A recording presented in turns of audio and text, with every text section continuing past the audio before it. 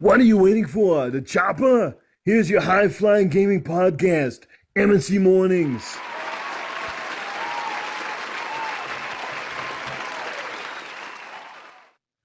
Thank you, everybody, for waiting. This is MNC Mornings, the late edition, the Mother's Day edition. It's still morning somewhere. It is some morning somewhere, so enjoy a cup of coffee wherever you, especially West Coasters. This was meant for you. No, everybody, thanks so much. Jay is on a little bit of what we call the Cuban rum time. And, like I say, it's Mother's Day. I'm sure a lot of people were just getting done having breakfast with their moms, wives, etc. Crap, let me tell you something. For all the rigmarole we went through this morning, I'm pretty goddamn excited. This is going to be a crazy good show. Yeah, you know what? I was very excited, and a lot of people were like, just go with the show, go with the show. We went unplugged last week, and I thought that show went fine, but without the programming and software that wasn't running at first, which is why Jay had to uninstall it and reinstall it and all this kind of stuff, without that, we couldn't do our top 10 list. We couldn't do some of the bits that we have. We couldn't do the intro, the outro. We couldn't do the Wheel of Wonder. Oh, so what you're saying is you couldn't do MNC Mornings? Yes, it's basically would have just been an average podcast. You know what I mean? And I don't really like doing average stuff. If you're going to do something, you might as well do it. Absolutely. And we have a lot of stuff to give away today. So those that don't know, since we didn't give away anything last week, we're doing 2 spins on the Wheel of Wonder. And so one of those things will be a Gears of War 4 download as well, and then a 3-month code. And we're also giving away the Patreon thing, which is a brand new game or a year of Xbox Live or PlayStation Plus if you prefer. I don't see why you'd listen to us and prefer PlayStation Plus, but who are we to judge? That's right. So, that's correct. Jay, can you fill in everybody with what is Cuba like and what do you do there? Well, okay. I can only tell you what I do there. So when I'm in Cuba, I spend a lot of time. I have a bubba keg. You guys know what a bubba keg is, right? It's these. It looks like a keg of beer with a handle. Okay, and basically you take it up to the to any of the bars, which there are multiple. You say fill it with whatever you've got. Usually, almost everything there includes rum. So I was drinking a lot of rum punch, a lot of Sex on the Beach. A lot of mojitos. I was drinking. Chicks really dig those drinks. Believe me, I don't give a crap. When I'm down there, and I drink a lot of beer too, right? But and the beer down there is good. They have El Bucanero, and they've got I can't remember all the brands. But I'm not much of a rum drinker. But when I'm down there, everything has rum in it, so you just kind of become accustomed to it. And believe me, you just fill up your bubba keg, you go sit at the pool bar, you drink, you meet people. If you're getting too warm, you go under one of the huts and you relax. I was reading a book. I was reading one of my wife gave me her old Kindle, so I ended up loading it up with a couple of old books that I haven't gotten to, and I read those. And there's just so much to do. You can go on excursions. My kids took a trip to the local town and did some shopping in an old-fashioned car in Cuba. All the cars are like from the 50s and the 60s. And it's just an experience. Stuff, right? Like, see, I gotta give Studebaker. I gotta give Jay credit because half the things that Jay did, I tip my cap to him because those are fantastic things. First of all, not a fan of reading, which is probably why a lot of BioWare games go by the wayside for me. Okay. Number 2. Here's my other issue. Rum. I like rum, but in moderation. Rum, Jay, you have to admit, by the end of that week, you had to have literally been burping up sugar cubes. I mean... And that's the funny thing. Like, I thought I was going to get really sick of it, but as soon as I was about to leave and we were waiting for the bus to take us back to the airport, I was running into the gift shop buying 40 ounces of rum for $6. Why wouldn't I? Well, the thing is, too, now tell me if Cuba has the same thing, because I've been to a couple of the tropical locations as well. You can get a liter of rum down there for like $6. Yeah, but then if you want a 12-pack of Heineken, it's like your firstborn. You know what I mean? Like it's like $25 for a 12-pack, isn't it? Yeah, well, like in the shops on the resort, you couldn't buy beer by itself. It was always hard liquor and cigars and T-shirts and all that baloney.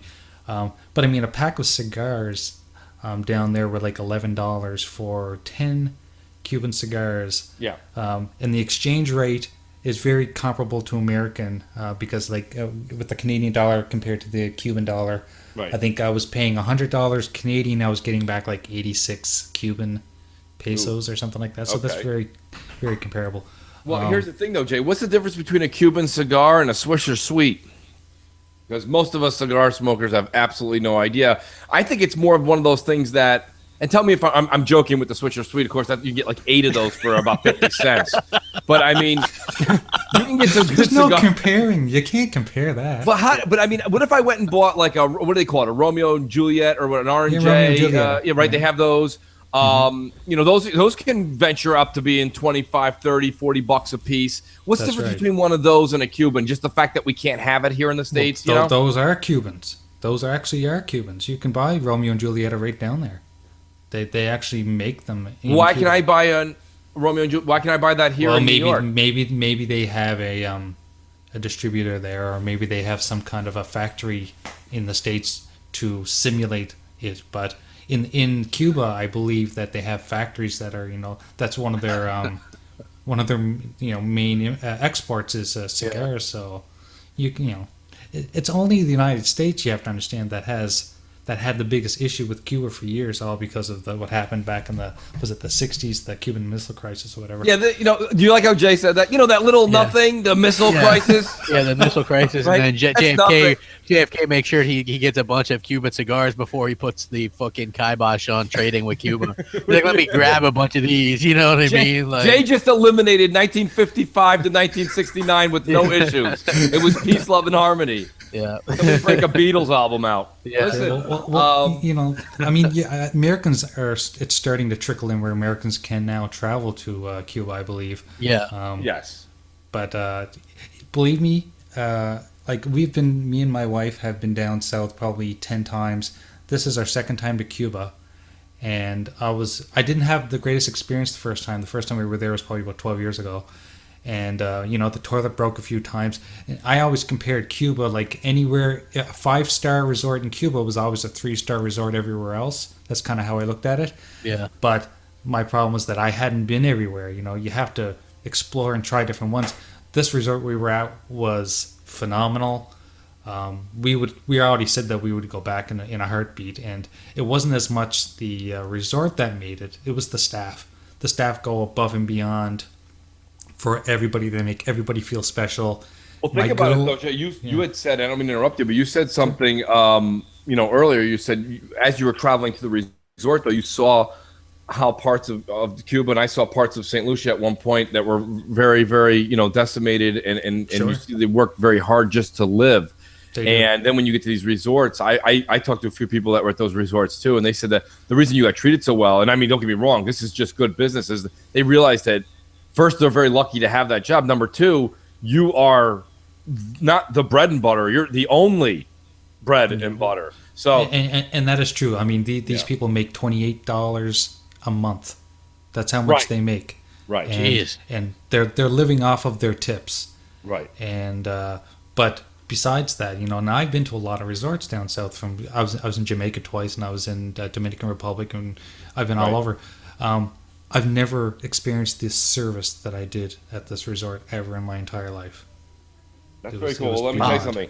As much as you didn't want to leave, the Xbox community and the gaming community as a whole is very glad you've returned. Like I don't know if people thought we were going to be running like the stuff that you do, but I made it clear, like, no, it's just acoustic. We can't do anything. Yeah, exactly. You go see Kazoos U2, only. right? You go see U2 in Madison Square Garden. There's fireworks. There's probably a plane that lands and drops Bono off. And then every once in a while, there's an MTV Unplugged where it's just Bono sitting on a couch playing with a cigarette in his hand. That was last week for me and Crap. It was me and Crap with a glass of scotch in the morning, sitting on a couch, unshaved, just sitting there chilling, waiting for something to happen. So we're really glad that you came back, bro. You kind of make MC Mornings what it is. I was happy to come back. I was very tired when I came back. I came home very early in the morning, and I slept and had to get up early. But as much as we enjoyed being down there, it's there's no place like home, really.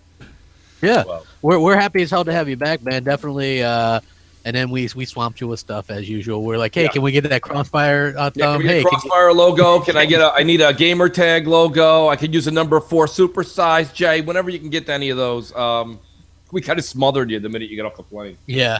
Well, somebody's like, "What's the topic?" The topic is J-Dub's getting off his vacation. What's the topic? It's a morning show, people. Grab a cup of coffee, take off your slippers, hang around for a minute. That's right. You know, no, but you know what? We can get into a little gaming instead of Jay. This is your life. But what we'll do is, you know, crap. One of the things you did a video on, a few others have done a video on. I think you guys really all nailed it. Is right now Sony's pushing a huge. They're taking a gamble, and right now I think it's going to work for the current day, but I don't know if it'll transpire so well come the fall. Sony's taking an attempt to go out and say, look, we have dynamic 4K resolution with the PS4 Pro. My question is, do you think that's a good way to market? Number two, how is Microsoft going to, how are they going to like combat this, right? Are they going to just use the words native 4K? Because native probably true or real 4K. The real reason is, and I think you brought this up on Crossfire. Like when I saw this commercial, I literally had a good chuckle because it's like dynamic 4K. Because when most people hear the word dynamic, yes, you think because that's the way something grander. looks. Yeah, it's like grand, like dynamic, amazing 4K. Right? They don't realize that it's fake 4K. That's right. So they are using this to kind of confuse people, to trick people. That's all it is. A lot of the stuff, and a lot of people wonder why. Sort of I take an issue not with PlayStation in general, but more Sony is because they do little things like this. They do these little kind of underhanded things, and then they wonder why we don't believe that they've shipped as many consoles as they claim. Right? It's like you look at that Call of Duty World War II thing, and it looks like it's a PlayStation exclusive. You look at the Destiny stuff; it looks like a PlayStation exclusive. They do this on purpose to fool the casual market, and so people are busy saying, well, nobody has a 4K TV, which I call bullshit on that. Yeah. If you look at what's in on like even Walmart, right? Like 4K is the thing, and you can pick one up for like $300. It might not be the best one, but it's going to be better than than an average 1080p. Right. You know, it's not going to have HDR, but you can still get a 4K TV for $300. Like I shit you not. People are buying those, so obviously. They're going to look for entertainment. And then if you look at the asterisk under it, it's like, does not have a 4K Blu-ray player. 4K resolutions differ depending on each game, blah, blah. You know, it's like all this this bunch of junk that they throw in there that you can barely see. And it's just Sony's up to its usual smoke and mirrors. Yeah. It's smoke and mirrors. And I thought it was funny because, and I equated it to this when I did a video about it, which was, what if Microsoft had said, enjoy dynamic 1080p gaming on Xbox One, right? What if they had done that? They would have been laughed out of the, they would have been totally humiliated. Sites would have been running how they were lying and misleading. I have yet to see anybody say that Sony has been misleading with this or lying or anything like that. Listen, Sony doesn't have a claim to the word dynamic. So do you think Microsoft would be as bold as to say true or native 4K, not dynamic 4K? But my point being with saying not dynamic is Microsoft kind of has to let people know. Listen, if you go to get a steak, okay, you're sitting down, you're eating, and someone says, I'll have the steak, and the person next to you says, I'll have the dynamic steak. Don't you want that one? I want that one. Okay, I'm going to point right over to this guy's table. My finger's probably in his face. I'm like, I want that guy's steak. But so what you have to do is we have to kind of because in the tech world, and don't ask me why, but dynamic in any other sense of the word is grand, greater, larger, probably better. I don't have the dictionary in front of me, but everyone knows how to put that before the word and make it sound better. And now, for some reason, dynamic in our world is actually fake, which is, but does the casual market know that? So what I'm saying is, you got to understand something. Scorpio's on your left, PS4 Pro's on your right. One says true native 4K, and the other one says dynamic 4K. You got Joe Blow, I turn hot dogs for a living, walks up and reads that. I think he's picking up dynamic. Just because the word is more superior than native. Native, you know what native sounds to the usual? There's the casual walks in, doesn't know anything about these podcasts or what we're talking about. It sounds prehistoric. Native, like it used to be, like it used to be back in the day. So what I'm saying is I think Microsoft has to come out and say something that counters dynamic with either not dynamic, better than dynamic. You know what I mean? I don't know. Do you guys see what I'm saying? I just think that if Sony runs with that word, it slightly can confuse the public, and Sony wants that. Yeah. The idea, as many people as possible. They're like, oh, dynamic 4K. Like, they don't know. You know, like Microsoft has their work cut out for them, obviously. Right. You know, they have a lot of the media against them right now as well. So that's something that they have to keep in mind. I think this E3 is going to be critical. No matter what they do, I expect no site to really give them the win. You know what I mean? But they are going to say anything you can do, I can do better. Yeah, that would be better if Microsoft should play that song behind it when they play their games on their commercials. What they need to do is go back to the old Sega versus Super Nintendo days and like show the two side by side somehow, and then just have that song. You know what I mean? Like that would be the best way to do it. You know, you can play all your favorite games better on this. You know, that's what they have to do. And I think that in a way, that's what they're going to do. Now, what they did is kind of surprise everybody and say, we're not going to show Halo 5 or Halo 6. There's not going to be a Halo 6 announcement at E3 or Gamescom, which made people think. I kind of asked around. Supposedly, there's a new game that they're going to show. And the reason being that they're not going to do this, because originally, and Rand had mentioned this as well, like, and I had heard it too, Halo 6 was slotted to be the ending of the show on Scorpio.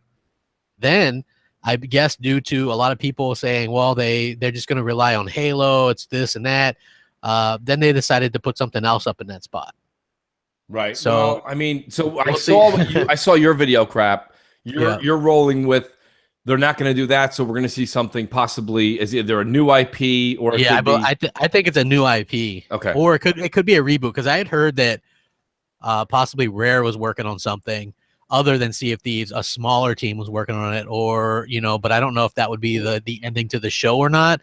They're very.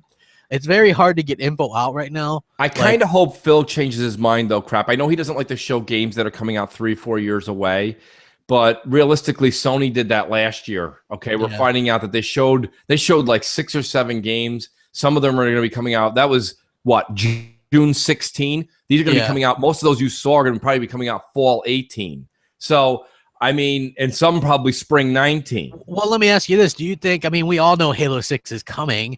Do you think that, like, Phil doesn't want to show it this E3 because then it would be too far away from releasing and he doesn't want to do that? Or do you think that he just is really just trying to take it in a different direction and do an E3 that's not relying on Halo or Gears? I think it's a different direction. I really do. I really, really do. Because I don't know, right, Crap? I mean, think about all the things we've been talking about over the years. Saying Halo 6 is coming out is like saying, Monday will be right around the corner. It's coming to, I mean, we know. Water's wet, Water's wet. I mean, like, so I think Phil's trying to take it in a different direction. And I love this conversation. I have a feeling this is going to be our conversation per the podcast today, the show. But we do have 13 voicemails, Crap. I think we should probably hit one up. Yeah, definitely. Who we got on deck there, Jay? We've got Xbox One 4K. Xbox One 4K. Awesome. Nice. Hey, this is Xbox One 4K from Twitter.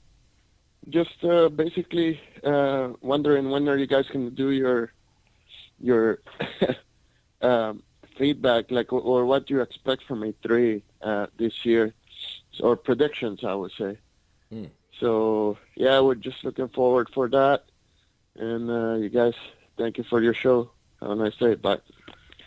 Yeah, he brings up a good point, Crap. That was something that we did a lot more back in the day, and I just think with a lot of people covering E3, maybe we can do something like that. I plan on still doing some prediction shows and stuff like that, but I just wanted to get a little bit closer because there's obviously going to be some leaks as well, but I also want to do some of the E3 just predictions. They're always fun to do because there is always times where you can predict stuff and then go back and see how close you were. Usually, most of us are pretty on point with what we say. Like, I wouldn't go out of my way to predict anything that weird. Like, it's hard to go, oh, well, it's going to be 2 new IP, like, and you don't know what they are, but, it's easy enough to say, well, there'll be a couple of new IP or Fable Well, come back.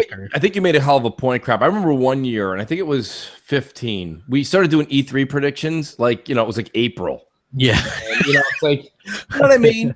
That's like bringing your kid to sit on Santa's lap after, an Easter. It's a little too early to kind of start predicting what the hell's going on. Yeah. There's a lot of things that are changing. Listen, we were talking about how Halo 6 may be shown, and then it's not. There's no sense in getting predictions out there that just are foolish way before. What is the actual date? Is it June 11th? I think it's June. I believe so. Is it? Well, it's in that hemisphere, folks. So with it being around that time, I think last week in May, first week in June is still credible to do predictions. I know everyone's jonesing to hear maybe some of the white papers that have leaked and things that are coming out, and kind of put 2 and 2 together and make a prediction. That's always fun. June 11th, you're right. Yeah, Sunday, June 11th, right? 5 p.m. Eastern is when Microsoft does their show, and then Sony is still doing theirs on the Monday. So they weren't really worried about Microsoft's E3 too much. A lot of people were like, "I hope they don't jump in behind them or jump up earlier in the day." I don't think Sony had a choice there. I don't think it was, whether they're worried or not, the jury's still out. Yeah. I think it's more along the fact of the only thing they could have done was jump from Monday at 9 p.m. Eastern to, they could have done maybe the 12 o'clock slot that Microsoft used to have on Monday. Yeah, that's what I think people were worried about. Maybe they jump up there, but I think that Sony does theirs in the evening in order to better equate with the time in Japan, I think. I think that has something to do with it, like it's and some of the other places. So like I think I'm not sure exactly how the time zone breaks down there, but I believe it's so that they can kind of watch it or whatever as well. So being early wouldn't really help, but it is going to be fun to kind of be able to cover everything that they're doing and things like that. So who do we got on deck, J-Dubs? Let's go ahead, because I know we have a lot of voicemails. Yeah, we've got Xbox Trigger. All right, triggered. Hey, Crap, hey, Jay, it's Xbox Trigger from Twitter. And my question today is, what do you guys think about the Scorpio hype? I love it. Xbox fans love it, but the media hates it, and so does the ponies and PC elitists. And they're doing any way they can to destroy the hype as possible, saying, well, not every game's going to be 4K, or, it's going to be expensive, or, you see these biased journalists making articles saying, the Scorpio, only 13% of people know what Scorpio is. So, really, what do you think about this, though? Is it really annoying? And what we have, like, only a few more weeks until E3? June 11th, So, when that happens, I hope that all the naysayers will shut up. Anyway, I just want to see your guys' opinion. Thanks. Bye. Good question. Somebody get that guy some pet pills first, and then we'll. Sorry, Xbox Trigger, but yeah, here's the thing. With Scorpio, it changes the balance of things, and there's certain groups of people that don't like that. Obviously, the PlayStation 4 fans who have hyped up power and resolution all generation don't like the idea that they're irrelevant in those terms now. Like by Sony's own terms of what greatness is, which is power and resolution, they're irrelevant because they're not the most powerful anymore, no matter how people try to spin it to be about something else. Same thing with some of the PC crowd, right? Because a lot of them hype up power and resolution. But then when you look at how many are actually gaming in native 4K, it's less than 1%. And that's according to Steam, which is like the largest purveyor of PC gaming. So a lot of those people talk out their asses, or they spend a lot of money and do that. Like, Scorpio is likely going to give us more native games. More people will be gaming natively on console with Scorpio than PC. And that, I think, worries people. And, I don't see why it does, because it's just gaming is gaming, honestly. And I think that it's a stupid way to think about it. But I guess the insecurity levels and things like that. Look, I was always one to say, hey, Xbox One, and you can go back years and hear me say this, didn't need secret sauce. I was happy with it how it was, just because I prefer it. I prefer the controllers, the interface. I feel like the online service, all that stuff is just so much better. And with PlayStation, I just don't feel that it's up to snuff. I don't have a problem with PlayStation. I can play some games on there, but it's always like I might as well be disconnected and and being like a room by myself. You know what I mean? Like you just don't feel that. Maybe I missed part of what Trigger was saying at the end. I couldn't hear him on a few things, but was he also talking about maybe also the whole will the consumer know, or will they understand what Scorpio is? I think he was asking that was part of that whole Nielsen's rating thing that came out too, right? Crap. Yeah. And they were saying, will people understand and realize what the Scorpio is? Are they excited for Scorpio or Pro? And the numbers were really dismal. They're like 13, 12%, whatever. Yeah. First of all, you could take that poll and you could throw that shit right in the garbage. That's absolutely worthless. Once Scorpio hits the shelf and the way Microsoft determines how they're going to market it, you can see what Sony's starting to do with their dynamic 4K commercials. Yeah.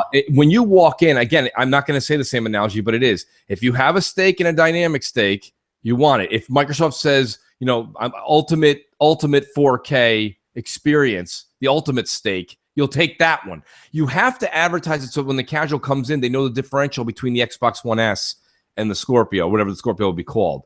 By the way, that's something that we all don't talk about very much. I know, Crap, you're fixated on Xbox One X, which I will not say that you're crazy. I think that there's a possibility. I highly doubt it. Xbox One X is like, first of all, okay, there's like 5 words in the English language that have X in it, let alone wanting to put a title with, how many X's are we going to put in there? That'd be 3.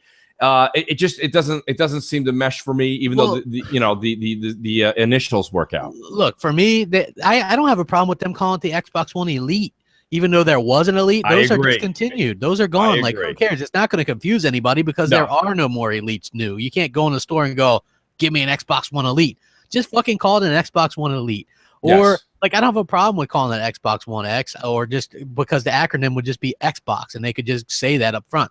This is the Xbox. Here it is, right? Like, I'm fine with either way. Like, what's in the name? Because this thing's going to be a beast. Like, it doesn't matter. I think there's some kind of poem, Rose would smell as sweet or whatever. Like, who gives a shit what it's called? It's called better. This box is better than the PlayStation. That's what it should be called, because that's what it is. And and that's what I'm most excited about, is the fact that while I can still enjoy, like, I'm able to enjoy my Xbox One despite it coming in last in an NPD, despite the hate, I still enjoy that. The PlayStation fans, or at least some of them, not all of them, because there's some decent people that just like PlayStation, and I'm fine with that. Decent people that like PC and just stay in their lane, I'm fine with that. But when it comes to kind of the insecurity and the hate on that, I'll never understand that. Like, they don't, especially like the PlayStation guys, some of these guys, they just think that just because they won't have the most powerful thing, that it invalidates the fun. You can't have fun anymore, right? Like, fun's over. You know what I mean? Like, are you serious? Come on, man. I can have fun on the Nintendo Switch, and that thing's the least powerful thing. You know what I mean? There's like phones probably that have more power. So, people are weird when it comes to this stuff. They take it a little bit too seriously. For me, I just think that it's a great time to be, hey, we didn't even give out the number, and we already have a call. That's right. Well, I did put it in the description. Anyone wants to know? MC space mornings. Yes, MC mornings. Somebody said you should name it Xbox One Groot, which I thought was very funny. I am Groot. Hello, Mooch and Crap. I'm Topse from Germany, and in a recent interview with Xbox On, Phil Spencer said he was at Mojang and he saw the new unannounced game. What could it be? It's Minecraft 2, I guess, but yeah, let's talk about it. Okay. Hey, I love getting calls from all over the world. Isn't that great? It just shows you how small the world is now with the internet. It's fantastic. It is. It's like, and we were talking a little bit before we even went on the show. I said we feel a little bit like rock stars, but not like arena level rock stars. We're like county fair level rock stars. Garage band. Yes. Sure. And so it is kind of cool that we have fans across the world. That is so weird to me still. Like, I always think, I don't know, like, I don't, not the page, but when people message me and they're like, I'm such a hardcore fan, and I'm just like, I'm your biggest fan and things like that. And I just think, sometimes it just takes me by surprise, I guess. It's very cool. We have, listen, the community on all levels, Nintendo, Sony, Xbox predominantly. Just great people out there that keep supporting everybody, not just MNC Mornings, but the entire community and all the podcasts. So thank you for that call from Germany. I appreciate it. Yes. As for the game, I don't know if they're going to do Minecraft 2 because Minecraft is something that you just continually add on to. Like they're adding mods. Did you see the Nintendo stuff? Like I might pick that up on Switch just because it's kind of cool and there's not a lot of games on it right now. I was actually talking to you and we were talking about it, crap, and we said, oh, that's out on Switch, and the kids were always like, oh, can we get it on Switch? I'm like, where else can we put Minecraft right now, right? Yeah, exactly. I mean, they've got it everywhere. And it's got the Mario stuff. Like that's going to be a huge seller there. Absolutely. Like that, like people are going to buy that, and it's like because that is that retro Mario, look, and I like that. It's $30. It's more expensive there than anywhere else. Well, of course it is. I mean, you're getting that, you're getting that promotional fee with the Mario stuff. I mean, but to get back to the question, Mojang, I don't know. Look, sometimes you ever know your favorite actor or actress and they've been in comedies for 10 years and all of a sudden they're like, I'm leaving comedy and I'm doing drama. And then they leave, they go do that movie and you're like, man, you should have stuck with comedy. And Mojang has got something working right now so well with Minecraft. They can make Minecraft in 4K. Was that picture that Tim Dog sent us that one time, was that a real shot of what Scorpio Minecraft might look like? I mean, it was still pixelated on purpose, but it was beautiful. Here's the thing: it was 4K mods and stuff because you can do that on PC. So that's why he. Okay, but imagine if that's actually something that becomes what Minecraft is. Yeah, I mean, shit, that is gorgeous. It is. It's absolutely amazing. Not sure what Mojang's working on. I feel bad we didn't really answer the question because I'm not sure. Probably a new IP or something new, but who knows? MNC Mornings. Hello. Do you guys think they're still going to include the Xbox Elite controller in the new console? I'll tell you the truth. I don't think so. Because here's the deal. What we keep talking about one thing over and over again. If Microsoft's going to put the price high, they're going to put the price high because of what's actually in the box. And I don't mean the actual cardboard box. I mean what's in the Xbox Scorpio. And what they're trying to do is keep that price down. So we still I haven't even seen the Elite controller for $99 on a flash sale, right? Crap. I mean, so there's no way this thing can get in the box unless Microsoft is really feeling generous. You know what? I see it at $99 on sale. Sometimes like Fat Kid Deals will post that out or whatever. You know what? Fat Kid Deals actually posted out. That was a pretty good deal. What's that? The open box returns of the Xbox One Elite, which has an Xbox One and like an OG one with like a hybrid hard drive in there. And then it also has the Elite controller. So basically you get the Xbox for $50 when you take into consideration the Elite's like $150 by itself. But that's a great deal. You know what I mean? But yeah, I don't foresee them using the Elite. What I heard was they're going to be using sort of like that newer one, sort of like the one that come with the S, but has a little bit more of the grip stuff on it. Yeah. If you're into sneakers, like some people are, in this case in gaming, you're into controllers, go follow Stein at Xbox because his entire Twitter page is just it's a combination of him doing selfies and controllers. So if you need any controller information, go visit Stein. He's got you covered there. But I think you're right, Crap. I think the latest rendition they put out will be the one that's in the box with the mat on the back, that grip. Yep. And the most updated, trigger and because I really like the Elite, but I also have to say that I really like the one that came with the S, the white S. I have one of those too. And it's like, then those are really nice. So let me say this, Crap. We've been playing a lot of Gears, multiplayer, a lot of Gears recently. Don't use trigger locks on that. You will fuck yourself over. Well, see, so I haven't been using my Elite. I've been using the controller that came with the Xbox One S Gears. Console, and I mean, I will say this much: I think the Elite gives you a better trigger time with the trigger pull. Well, like I was using the trigger locks, right, and it was like I felt like it was handicapping me. Like I hate to bring back the second map of that horrible loss where I didn't get a kill, but I had the trigger locks on that map, and I couldn't get a kill. It just felt off to me. I don't know. So then I turned them off for the third map. MNC Mornings, what's up? You're live in Mooch and Crap. Oh, really live? Hey, Mooch and Crap, how are things going? Good, Shoulder. My question would be, or actually, it's not a question. It's so much a statement of sorts.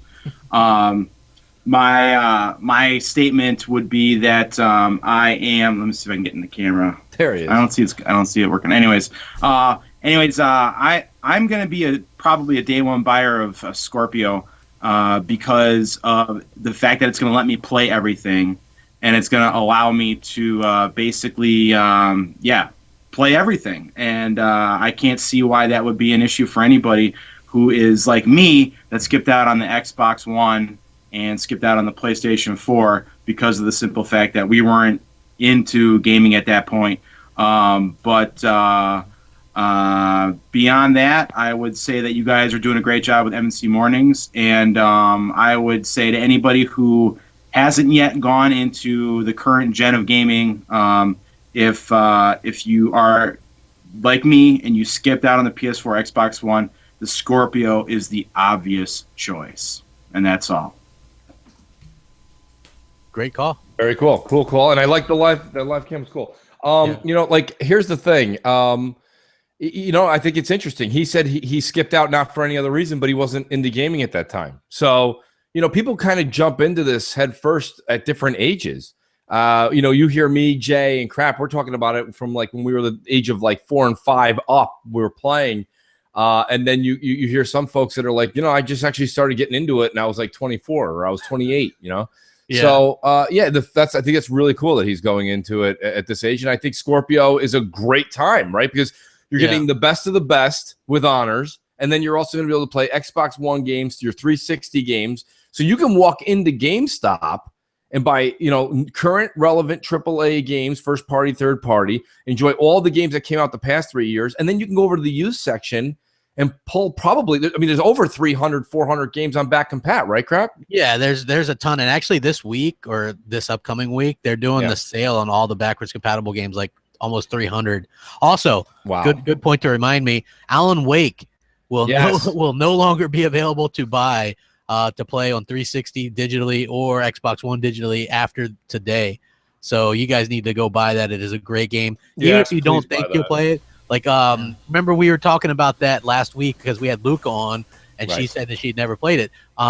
Newest, you know, he follows us on Twitter. He's like, he sent me a code to give her. So shout out to that guy as well, or Newsus. Well, tell everybody why, though, Crap. A lot of people wouldn't understand. They may think because Remedy jumped ship. It's got nothing to do with Remedy and Microsoft. It's music license. It's music licenses, right? In that game, they have different music. I know they have the one in particular that I can think of is they have a Roy Orbison song called In Dreams, which really makes sense what plays at the end of the first. So it has to do with musical licenses, and so that's why they're pulling it. I mean, you could probably still buy it used and play it. Like, that'll be fine. But, yeah, you buy it, pick it up. It's cheap.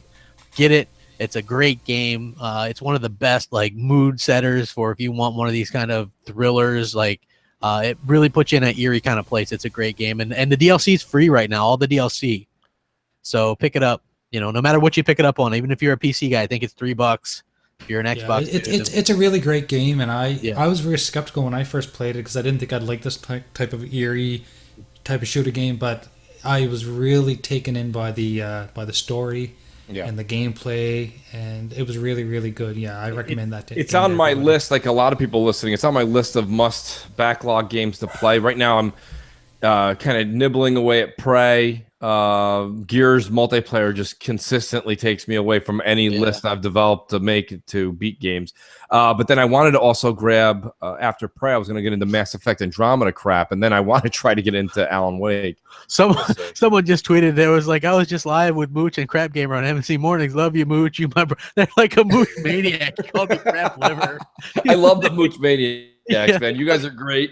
They are. Like, come on, man. I apologize for the size of the window there, guys, but you know, our Skype calls are mainly meant for avatars. So if you're gonna call in with your video, I'm gonna have to like make a special setup for that kind of thing. We don't really get that many people going on cam, so I don't think it's gonna be a exactly. Problem, so. I wasn't prepared. So, but that is kind of cool that we were able to do that, because I remember one week some people were like, they don't take live calls, and I'm like, we do. We take live calls. The reason that we just don't have hangers on where they ask questions and we answer and then they respond. They come in, say who they are, ask their question, hey, you guys rock, and then get off the phone so we can, you know, answer it. That flows so much smoother when we do it that way. So that's why we kind of went back to that way. And then we also do the voicemails as well. So, yeah, great call, man. Always good to have like the fans and stuff. Speaking of that crap, you know what we can do? We can go to Who's on Deck, and meanwhile, anybody else can just click over it. Buy Alan Wake while we're on the show. Buy that. Support that game. Support it. Yeah, 100%. 100%. I like that. Okay, so we've got William Ramos on deck. All right. Let's hear William. Hey, this question is for, actually, it's not even a question. I just wanted to make a comment. I heard earlier about the single player question. I mean, the Phil Spencer talk about his single player. I want to make sure, I want to get everyone to understand that things have changed so dramatically from years ago. Before single player, but now things are much different because now you have games that have services in it. So some people will out there say that, you know, Zero Dawn probably sold more copies than Halo 5. Okay, that's fine. But to me, that's still like maybe a one-time ride, $60. Halo has these packages inside the game that people are buying gold packs all the time. Same thing with a few other games like Elder Scrolls Online that also have a pack in it. Neverwinter, Warframe. So these games have what they call LTS, which is long-term support. Diablo Assault is another one that has the long-term support. They're still getting updated, and that game came out when it was on the 360. So people need to think that these little needs to get that old school mentality out of their mind because it's the services are changing everything. People just still looking at the old-fashioned hardware copies, you know, and that's the same thing. If you can at least get 1 million copies of games put out there, and you have these shops in there, people are buying the stuff that's in shop, they're going to be making money regardless. Okay, look which one was the biggest one? The people who made the avatars on the 360. Mm-hmm. Those things were making killer money left and right, and Rare games weren't all that great. But look what they did. Everybody was buying an avatar, everybody was buying jerseys for it, little cartoon figures. Every time there's something that comes out like a prop for an avatar, people were all over it. They were eating that up. So obviously, that's the way things are going. I think that's the way it's going, and that's pretty much what I have to say. Mooch, owe me a game of Gears. Take care, guys. Apparently, you owe this guy a game of Gears, Mooch. I do. Everybody's a Mooch maniac, man. Come on, where are those crapaholics, man? Here's a call out to all you guys, man. If you're a crapaholic, man, call in one day. Call in now. Jesus, crap. Just for everybody's sake, some point during the show, please retweet. This is what my crapaholics look like. Please put that gift back out there from yesterday. I actually played it. You know, I felt like Ron Burgundy. I actually played it again last night and laughed to myself. It's hysterical. This dude just tweets out, Mooch, you don't have to carry crap. He's crap liver. Mooch Mania is the star of the show. Be the billionaire you are, Mooch. Well, you know what's great? So listen, I was on the Doug podcast, which was a great time. The guys from Down Under, Stick Figure, Mega, and Max had a really good time. And he said, hey, make sure you bring all the Mooch Maniacs. And literally all of them were retweeting out the Stick Figure, showing just like droves of people running towards Australia. It was great. No, the Mooch Maniacs they're great, man. They come out in droves. What was William's comment or question? Was he asking something? Because he kind of rambled. I caught the end part with the avatar thing, but I was going to ask you what he was kind of alluding to in the beginning. I couldn't hear him. But, I mean, the thing with the avatar thing that made a lot of money for them, and you did hear that, right? Crap, I'm not making up the avatar part. Okay. Yeah. I mean, listen, they had something back in the 360 era that was called Full House Poker. And there's a lot of people that always ask for these crazy games in the 360 era. And I'm always like, dude, let's move on. But what Full House Poker did was it utilized what it is you created in your avatar. This is something you've taken your time. It's either you dressed him up in a character skin that you like to play, or you dressed him up as yourself, looking as most realistic as possible. I'm hearing that the avatar thing on Scorpio, when the new UI comes out, or I'm saying new UI, but whatever Mike and Bar and his team have planned for the next update. It's definitely going to be something new. Come on. It's going to be something new, and the avatars are a big part of it, crap. So if we can do that, because what was great about Full House Poker was you took the avatar you've created, the one we all see on Xbox Live, and you sat at the table as your avatar. So it was really great to be able to enjoy that experience, and it made a lot of money. Yeah, the 360 avatars were great. You used to be able to have backgrounds that they could interact on. I still have one set up on mine, and that was really cool. I kind of missed it that wasn't in the Xbox One. You know, I mean, like, hopefully that what we saw was cool, because it's like the holographic ones, and isn't that the one with like the wheelchairs and stuff that they were working on too? Like, it seems like they're working on a total overhaul of this stuff, you know, and so I'm really looking forward to that. MNC Mornings, what's up? Hey, Moose Crap. What is up? My name is Dirk Griggity, and I'm a crapaholic. I must admit. But of course, I love Mooch also.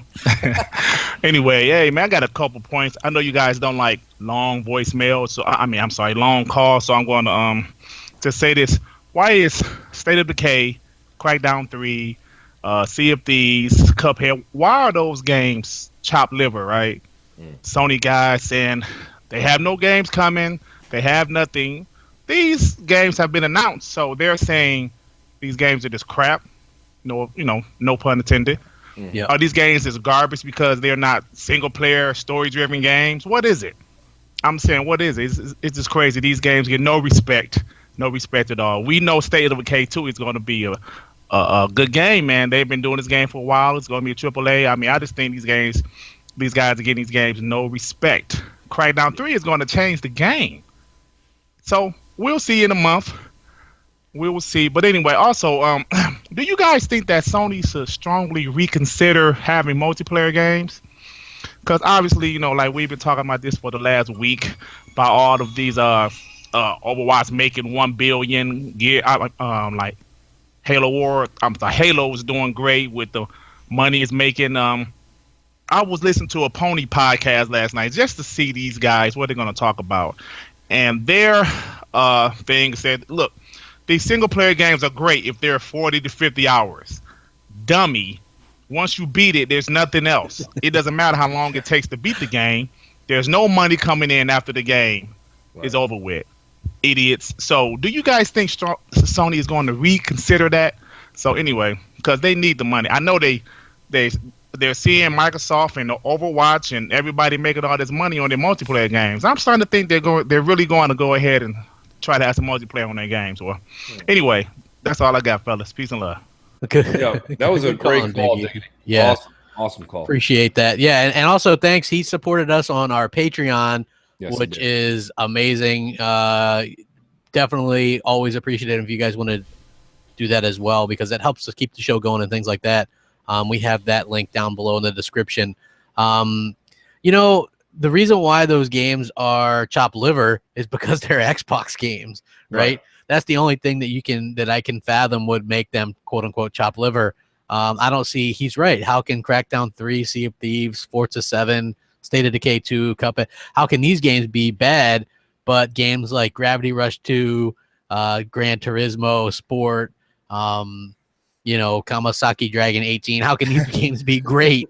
You know what I mean? Like, yeah, it's like I guess it just depends on tastes. Yeah. But at the end of the day, well, there as an Xbox guy, I'm looking forward to the Xbox ones much more than the other ones. So. I think you nailed that first part of his question, Crop. So I'll leave that be. Those games that you mentioned, especially the one I'm looking forward to the most, and let me rephrase that. Looking forward to the reveal the most, because I know we kind of have an idea what Crackdown 3 is I would like to see a little bit more about what's going on with State of Decay 2. But the other part of his question is Microsoft and Phil in the Xbox division, they know that their services make them a lot of money, which is why they boost the Xbox Live numbers, and that's why they're really going to be pushing Game Pass moving forward. But we'll get into that later. Yeah, I agree 100%. And we got, these phone lines are blowing up today, folks. Mother's Day's got people in a tizzy. Yeah, it does. Hey, Mooch and Crap, it's me, a crapaholic, about to jump off a bridge because Sony has dynamic 4K.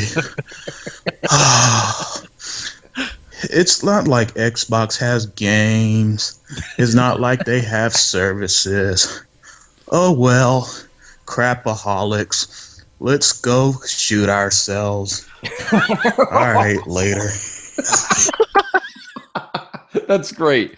Crap. That is great. You have such a great fan base. But They do take a few downers before the show. That was a great call. Thanks for that, buddy. That was awesome. Thank you very much. That made my day. So, anyways, I'll keep talking on the Game Pass thing. While everyone enjoys that call. Hey, hold on, just real quick, because this ties into Game Pass a little bit. Sure. The studio that was doing Hitman, right? That yes, studio or whatever it was, right? They're up for grabs, right? Yes, they're up for grabs. Not only that, but the newest rumor is the Hitman IP is up for grabs with them. That's a great IP. It just to me, it just needs a reboot. Just start over again. Get a little bit more espionage-ish. You know what I have to say? The newest ones, they came out. That's a big AAA game. Those coming out and incremations like that sucks because I have it. It's great. But it came out and then one would come out like a month later or a month and a half later, and then you how do you when you get back into the game, it's like you're kind of messed up. You're like, what? Yeah, you're like, where was I? Yeah, like it's weird. Like you can't do that with those type of games. It works okay with games like Telltale because they're all the same. You push a button, QTE or whatever. It also tells a new segment of the story. You know what I mean? Yeah. It's a little different than when you're actually involved with the mechanics. Like Hitman has mechanics you have to memorize, get muscle memory. And after a month and a half of, a month is when it came out crap. But if you're in the middle of something else, you might take volume 2 of that game and put it off another month. Yeah. So you're really far behind on getting back to Hitman.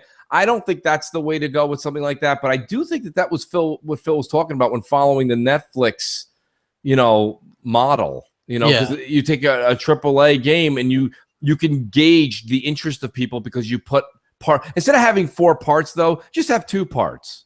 Part 1, part 2. You could do that with some instances, I think for sure. Right.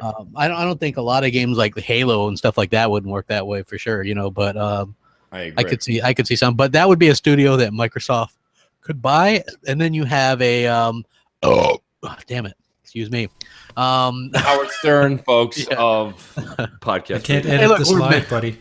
We're men, I know, right? Like, sorry, like I'm drinking a soda, like trying to keep awake because man, I was waking up early, and not only that, but the other night I was up till fucking after 2 a.m. playing Gears 4 with people. Yeah, when we streamed on Friday night, that went late. That did go late. It went way later than when we were streaming. Well, the thing is, and I'll plug the Doug podcast again. Let's just be honest, crap. You played till 2. I played till about 1:30 in the morning. Fell asleep around 2:30 in the morning. Got up and did the Doug podcast at 8:30 in the morning. And by the way, we shout out to the Doug guys again, and we broke a record, crap. Stick told me that we got the most views in 24 hours and the most likes. So give those guys a shout. Take a look at their podcast and catch the Mooch and Scratch edition that was on this past week. It was a hell of a show. Also, in case you guys didn't know, Crossfire podcast is back. We didn't really advertise it that much, but it's up on Mooch's channel. It's doing pretty well. We had a really good show. If you guys want to go check that out, we'll be doing that every Friday night as well. It's got a really cool satanic thumbnail too.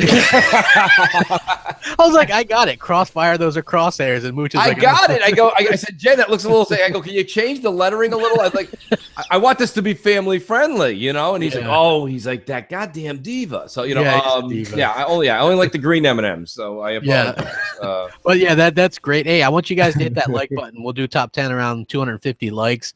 So, we're about 100 off. So we've got over 350 watching. That's a tremendous on a Mother's Day. Oh my God, yeah. And happy Mother's Day to all you moms out there like Mel, She-Wolf. Trying to think of how many. Well, that could be it as far as that's our women. Yeah, right I was going to say that with wife. the intro. Don't forget my wife. Your wife as well, Mooch. Yes, thank you. Yes. I'll relay the message. Yes. But I was going to say, happy Mother's Day to everybody, all 6 women listening, if we have to. So we're hoping to build that female demographic up. That'd be nice. So ladies that do listen to the show, please let other ladies know. We'd appreciate that. Yes. But yeah, to be honest with you, Crap, I do the Game Pass thing is huge. But I myself personally, and I always say we have to whenever you're like, well, I'm buying that game. I mean, I have to take your tally away. You buy all games. So you buy everything. Game Pass, I don't think is for you unless something comes out exclusively that you want to play on it, right? Like they do like a Netflix model. So I don't know, I think Game Pass is more for the casual gamer. Like you imagine opening up a Scorpio at Christmas, having EA Access and Game Pass. you've got 150 games the minute you open the box, and they're all great games. Yeah, There's not a only lot of that, but think AAAs. about this, okay?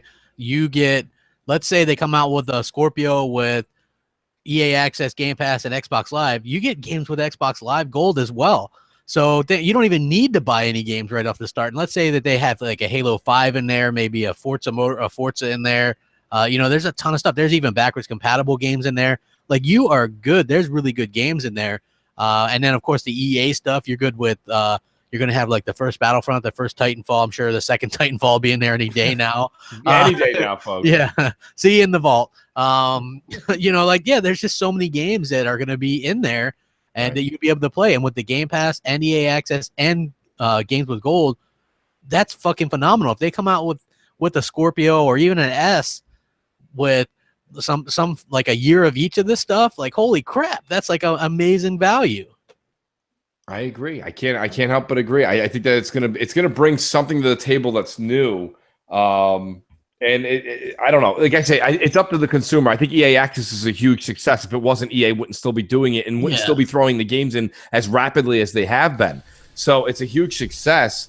I don't know. I do think that I'm going to give it a shot. Crap. I'm going to go ahead and I'm going to do what you say. Support the team. Yeah. For $10. Well, I mean, I think if you're in I'm able to access it now, I think, for free, because I'm in I'm in the preview or whatever. I think you get a certain amount for free or whatever. So, but the thing is, all the games on there I have, like every single one of them. Right. Like, as you know, like this generation in particular, like last gen, I really ramped it up, getting games the second half of the gen. This gen, ever since we've heard about like the Scorpio and stuff, I've really ramped up getting my games because we're taking them with us. So, Crap, do you want to introduce this the jingle to folks? Because I have, by the way, just in case everybody knows, we have a piece we're about to show you. Myself personally, I can't speak for Crap. I have not heard this yet, but so as the audience listens to it, I will also be listening to it for the first time. We have a new jingle we want to share with you guys. I haven't heard it, so we have no idea what this is. Oh man. Yeah. So do you see J Dub's message there? I will put him in. mode. Yeah. So yeah. Well, hopefully you guys enjoy the jingle. I hope it's good.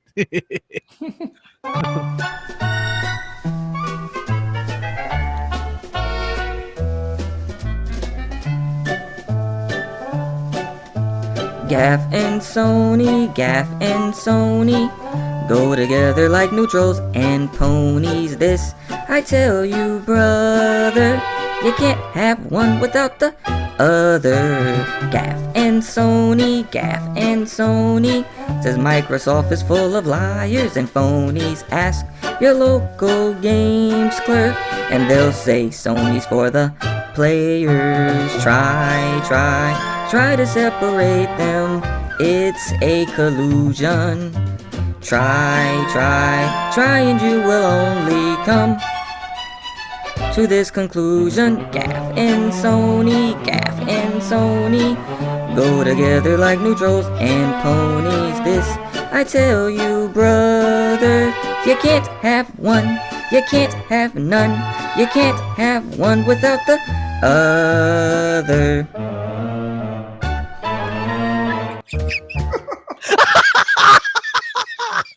Oh God. We have a talented group of people in the audience. I'll tell you that, man. Crap might have to leave the show on account of laughter. Oh my God. Oh, God. That was great. Wonderful job. Great job, man. That, my friend, was work and well done. Holy shit, that was great. Oh man, God. That's wonderful. We may have to play that one again later at the end of the show. I probably should have heard that one beforehand, Jay, because then I would have been able to keep my laughter under control, dude. Like that's no fun. Hey, Jay likes to keep us also in like out of the loop a little bit, so we get to enjoy the show ourselves. The Crap's laugh is contagious, everybody. So that was amazing, and yeah, that was like Jay told us. He goes, yeah, we've got something, but I don't want you guys to hear it till we do it. And Pooch is like, I'm like, can we listen to it? He's like, no. I'm like, all right, good talk. That was brilliant. So, Jay, why don't we go into a voicemail? We'll Crap enjoy that a little longer. I'll mute myself. He said, no, don't Crap. They love it. Okay, we've got, I don't even know how to pronounce his name, Timotheus? Timotheus. Anyway, he's on deck. Here we go. This is Tim, returning a call. I got a little rant. Maybe there'll be a question, and I will try not to take too much of your time. I just read a GameSpot or Stop or a fuck article about them building a PC equivalent to Scorpio. And they, once again, bought a whole bunch of shelf parts. None of it was optimized. Close to the same numbers, though, to Scorpio. And they come to the conclusion that it won't run most games in 4K. Be a lot of compromise. But you get where the article's going, and I'm sure you read it by the time you get this email. And it's amazing that Digital Foundry ran and saw. He said he saw it running Forza Apex. It took 2 days to port it now. 2 days with no optimization. Running at 4K 60, Ultra saying they cranked that shit up, and it still had overhead. I know, demanding or not, that was one game with no optimization running at 4K. And they think they can just, go to Walmart or Best Buy or whatever and throw some shit in a fucking box with they Ledbetter said they've never done this before. They took they took the hardware and based it around the software. This has never been done, ever. So I just wanted to get your thought on that article if you read about it, and I'm excited for Scorpio. I just know it's going to run my games better than Xbox One, wherever the fuck it runs it at. I know it's going to look better than that shit, and that shit looks good. Rise looks good on my Xbox One, so I can't imagine what that shit's going to look like on Scorpio. I'm just saying. So that's my personal opinion, but keep up the good work. Bye. All right. That's great. Yeah. You know what? Yeah, I did see the article. Unfortunately, GameSpot, they seem to do that kind of thing with Microsoft a lot. So basically what they did, if you didn't know, Mooch, they built a 6 teraflop PC to see if it could run stuff. But the problem is if you go back and watch what Digital Foundry said about the Scorpio, they built this thing around the software. So building a 6 teraflop PC isn't going to be able to accurately get over what Microsoft has done here as being the technical wizards they are with like the software. So they built they built the hardware around the software, right? Right. So they're really taking advantage of stuff in a way that's never been done before per Digital Foundry as well. So you and me or somebody off the street just building a 6 teraflop PC and going, oh, well, guess what? This thing can't run 4K 60, Well, of course not. That's not really what Microsoft did here. Microsoft did something that's never been done before. Right. So, and the reason why they did it that way is to save people money. And you know what? I'm going to see what's so funny is there's so many games that are going to be 4K on that. And people said it couldn't be done. Like you're going to see stuff like Star Wars Battlefront 2, Destiny 2, Red Dead 2, Call of Duty, World War II. All these games are going to be native 4K. Crackdown 3, Forza 7. But if they're all going to be 4K crap day one, and this is right when the box comes out, when you have someone like GameSpot saying that it's not going to be able to happen, I mean, do you see the bias, everybody? Do you see the problem here? I mean, this is the same company that couldn't find the settings. Yeah. Yeah, and they're mad. These people get mad because Microsoft didn't pick them for the reveal, but you can't blame them. Look, they can't find settings. You're going to trust them to accurately describe Scorpio. So to me, it was just another one of those things that's going to dig at Microsoft because we already know that what's in a closed box setting of a console is much different than a PC because PC's running a lot of different stuff in the background and things like that. And you can just ask Dealer, Hellhammer, GKB. Anybody that knows anything about PCs will tell you that. Right. With this, they built this thing up to do this, to do stuff at 4K. So that's what it's there for. And so I think that people lose that in the mix because they're trying to compare it to a PC. What it is going to be better in a lot of ways. Well, because they can squeeze the potential and the power out of the box crap. I mean, anybody, listen, a lot of people I work with are PC gamers and strictly PC gamers. Yeah. And they say, You know, especially up until the end of the 360 era, they did a hell of a job squeezing every little bit of power out of that machine. Yeah. And we've already got people saying in the industry, not analysts, in the industry, developers are saying, wait till you see how they squeeze this Scorpio, even 2018, 2019. Not only that, but to the guy who, like, I'm going to ban him just for being a Steeler fan. But anyway, who's like, oh, well, we don't know what settings. In their own developer documents, Microsoft tells developers start off at high to alter settings and go from there, see how much overhead you had, and then you can add in extra effects or whatever. But it's going to be using 4K textures and things like that on everything. Right. So I think that that's going to be huge. And again, just the only thing we have so far to look at is that Forza screenshot, which in and of itself looks absolutely amazing. And if you want to look at the opposite end of the spectrum, look at that Gran Turismo sports stuff running on PS4 Pro that looks absolutely horrendous. No, awful. Horrendous. It's terrible. Yeah, that's because that's a resolution box, folks. It's not increasing your textures and things like that because it doesn't have the memory bandwidth to do that. They didn't think that far ahead. The thing about it is everybody keeps giving credit to Sony for what they did in 2013. But you don't understand is Sony was trying to take advantage of everybody with the 4K thing, you know, just or saying the resolution. That's the thing. Microsoft actually outsmarted Sony halfway through the generation, and nobody's given them any credit for that yet, except for maybe a smidgen from, what was it, their Digital Foundry. But except for their smidgen, their one-liner, we're still waiting. As even Ryan McCaffrey said, I'm waiting until I see the games. Ryan, you don't have to wait till you see the games. You can pick up the phone and actually talk to Phil, and you can go get wowed. The system is what it is. Exactly. MNC Mornings, what's up? Put on a shirt. Hey, Mooch and Crap. This is Wei Wee from Xbox Live. I got a question.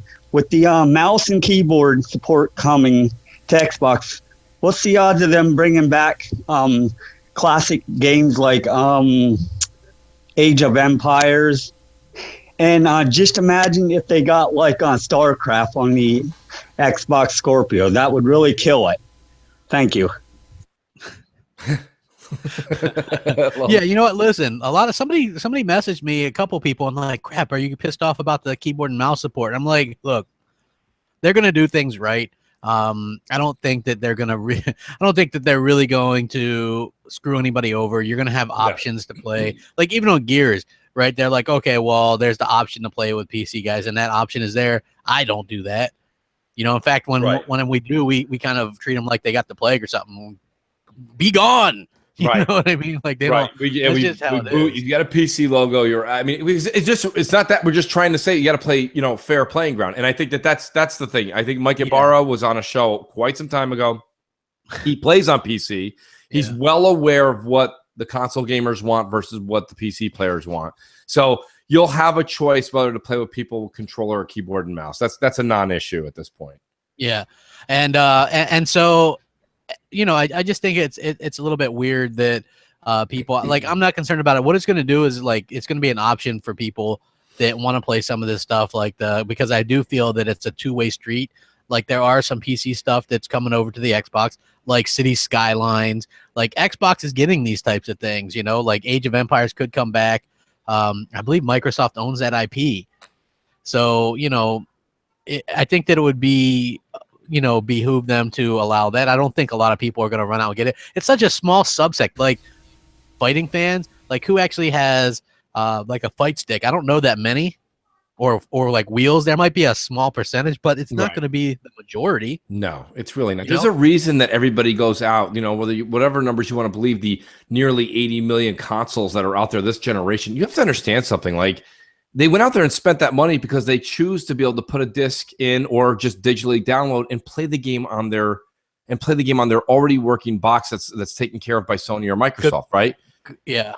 Good point, Fuzzy. He says Player Unknown Battlegrounds. Yeah, that's another PC game coming to Xbox One / Scorpio. So there is going to be that. We're going to see more of that. That could be a reason why some of the PC dudes are upset as well, because games that they thought were their exclusives, you know, aren't so exclusive, you know. And I think that that's part of the point. You know, as long as they do it right, I'm okay with it. But expect me that I would be upset if they don't do it right. Like, if they're just like, here's Halo 6 and you're going to be forced to play with PC people. Right. Yeah, that wouldn't work out so well. I'm just saying it wouldn't. So I agree. Why don't We should probably take a voicemail. And actually, the next voicemail is someone we've been gaming with recently, Crap. So it's been a lot of fun actually getting to know the individual that's been calling in for over 6 to 8 months. Okay, you guys ready? Absolutely. Yeah. Okay. Perfect. Hey, what's up, Mooch and Crap? I was just wondering, when do you think we'll see the next Gears of War game? Do you think we'll see something this E3, or do you think we'll see the Gears 5 at next E3? Okay. Bye. So, you know what's funny? I'm not even gonna give it away, but yeah, it's that's really funny. We actually game with him. He's a pretty cool guy. So no, I don't think we're gonna get a Gears or a Halo reveal this E3. I just think that we're gonna get something different. And again, Microsoft is damned if they do, damned if they don't. If they show Gears or Halo, they're just relying on Gears and Halo. If they don't, they don't even have Gears and Halo. What the hell? They're screwed. You know what I mean? It's like, listen, you're damned if you do, you're damned if you don't. That's the way Microsoft always has to attack everything. So in this case, I don't blame Phil. He's coming out he's got new hardware, Crap, right? They're probably going to be doing something in the VR space we don't know, which I'm not excited about, but that doesn't matter. It's still new to them, new to the audience. So you've got a lot of hardware coming out possibly right there. They're going to show 3-4 IPs that are coming out this year and maybe 1 or 2 new IPs. This is the year where they already have when you have hardware, you're already like your hype level's already at 110%. So next year when you come out after Scorpio's already been out for almost 6 months, then you promote your Halos, your Gears. You know what I mean? That's when you get your hardcore fans back invested. I mean, this is a very cyclical thing that seems very easy to follow, guys. It's a sine curve. And you know, there's nothing different than from any other E3. You're going to see more games. They're going to hit hardware and then games. You're not going to newer games. And then you'll start to see the Halos creep in there and you'll see the Gears creep in there. I think that's just systematic. It's I don't know, Crap. That's just my take on it. I don't think you always have to show Halo or Gears. Yeah, I don't think so. I don't think so either. I think that they're gonna do a good job showing other things. Right. And I think that it's gonna surprise some people. But again, they're in a no-win situation because we know that if you show hardware, they consider you a loser. Everybody's like, Sony didn't even show any hardware last year. We know the reason why they didn't was because they cut their presentation 15 minutes short. That 15 minutes was for Pro and the Slim. Right. They cut it short because what are you going to go out there and pimp your console when you know Scorpio just was announced 8 hours earlier and it shits all over your stuff? Like they're just not going to do it. So they didn't do it. Microsoft is going to have to talk about Scorpio. That's just how it is. Like people are like, well, they already showed it, to Digital Foundry and they did the work. But you know how many people saw that? You know, like even if 500,000 people watch that still leaves you a huge audience. You know, so you have to do it, and millions of people watch E3. So they're going to talk about Scorpio. They're going to talk about this augmented reality or mixed reality. Apparently, they have a MMO, some kind of new MMO that's going to be like a augmented reality MMO on Xbox and PC.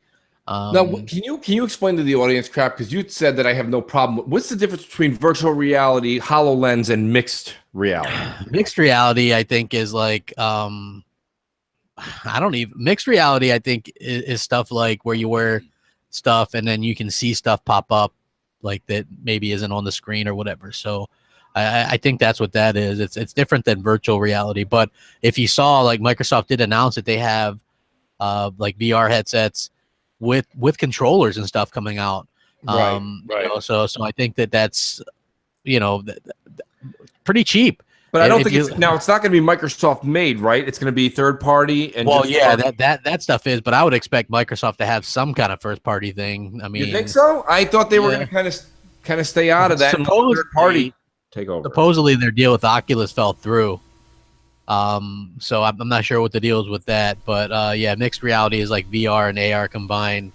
According to this. You know what I think they need to do? I think they need to lock down the Friday the 13th license and make an AR game where Jason's chasing you through your own house. Oh, great! Wouldn't that be amazing? Yeah, that would. Yeah, that's just what people want, right? Like, you'd have schizophrenia going wild. I don't know. That's wild. I think that I just think this whole mixed reality VR. I mean, you can see VR kind of flopped. Nobody cares. Nobody we even know has one. Like, it's just like if anyone's picking it up, they're picking it up on a flash sale just to see what it's all about, and they got money to blow. That's fine. Don't get me wrong. We all do that in every category in life. But at the same time, it's just I don't know. I don't see VR or mixed reality really being a thing. I don't know if those things are supposed to be like take over for like the main stuff. I think those are supposed to be like their own kind of thing. Like a little subsect or whatever of people that want to try something a little bit different now. Yeah.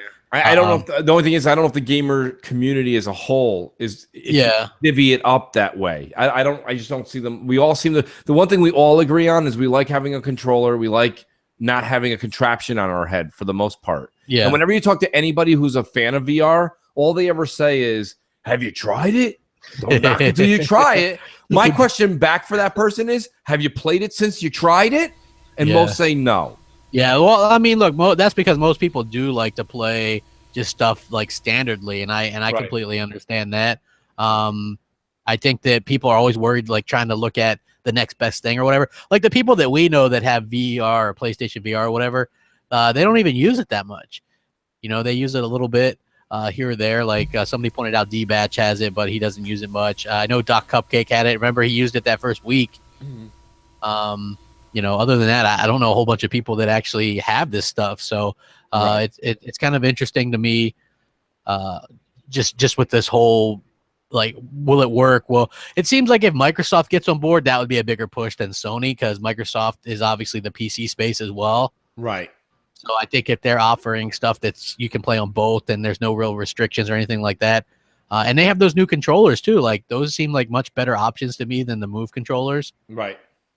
They're not like lights or anything like that. So, I'm interested to see it. I'm not saying it's going to be the greatest thing, but I have tried it before and I think it's okay. Yeah. So I guess it's open for debate. So it is. Who do we got on deck? We have a lot of voicemails left. Yeah, we've got Mr. Zombie Killer. Zombie Killer. Hello, Mooch and Crap. It's Mr. Zombie Killer, and I'm from Chicago, and I haven't sent a voicemail since December before MNC went off, so I'm kind of glad to finally make a voicemail. And listen to Crossfire first episode back. It was awesome. Same with Wednesday night, Xbox Nation, and everything's been tremendous. And I got my question today is for the Xbox Game Pass coming this spring, maybe E3. I don't know if it's going to drop at E3. But how about the Hitman that was just dropped from Square Enix? What if Microsoft picked that up as the first episodical game for Xbox Game Pass? What do you think? And what other games do you think might arise? Thank you, and enjoy Sunday morning. All right, Mr. Zombie Killer. Yeah, we kind of already talked about that a little bit. I had mentioned that it looks like that is a possibility. Like I saw like Ryan McCaffrey from IGN tweeted Phil, like that would be a good pickup because they're a single player developer and the Hitman games are pretty good. That'd be a good IP to possibly reboot. And then there you go. You have yourself a built-in single player IP. I think that would be fantastic. I would love to see Microsoft do something like that. And hey, hit that like button. We're closing in on 200. When we get around to maybe 225 or so, maybe we'll do that top 10 that we got. It's a pretty good one. What do you think, guys? Mooch? Oh, yeah. Okay, Mooch. My bad. Excuse me. I just saw the thing. Yeah. Mooch had to go take a dump. Yeah, right. I'm here. So I'm sitting here waiting for an answer. Like, I didn't leave yet. I'm like, do I leave? Do I not leave? So guys, just so everyone knows in the audience, like we have a chat open and I'm like, hey, can we get this, guys, can you cover me? I'm going to go ahead and just run out for a second. No response. I get complete crickets on the side. I'm like, at least Jay will read it because Jay's always on the side. So I'm like, hey guys, can you cover me for a second? And Graphic God writes, so-and-so's on deck. And I'm like, that's not the question. Yeah. Not only that, but he said piss break. And I was like, you got to take a dump. No, I got to go. These shows go so long. And I'm not going to lie to you. I got a coffee pot right here. I don't stop with the coffee, folks. I don't either, man. I go through a 2 keeps liter. rolling. So anyways, no bathroom break ensued. Let's go to since we already kind of handled zombie killers. You want to go on to mass murder on that? Yeah, let's go ahead on the next. Okay, here's mass murder. What's up, Mooch? What's up, Crap? What's up, Graphic God? It's Mass Murder here again. I was just calling to ask a question. With Windows 10's phone coming out, do you think with the Windows 32 app, you'll be able to play Xbox One games on your phone in the next year or two? All right, that's it. You guys have a good day. Peace. Xbox phone games. That's a possibility because I think you can already play some of those. So I would assume that, since they're using like the whole ecosystem, like everything is connected.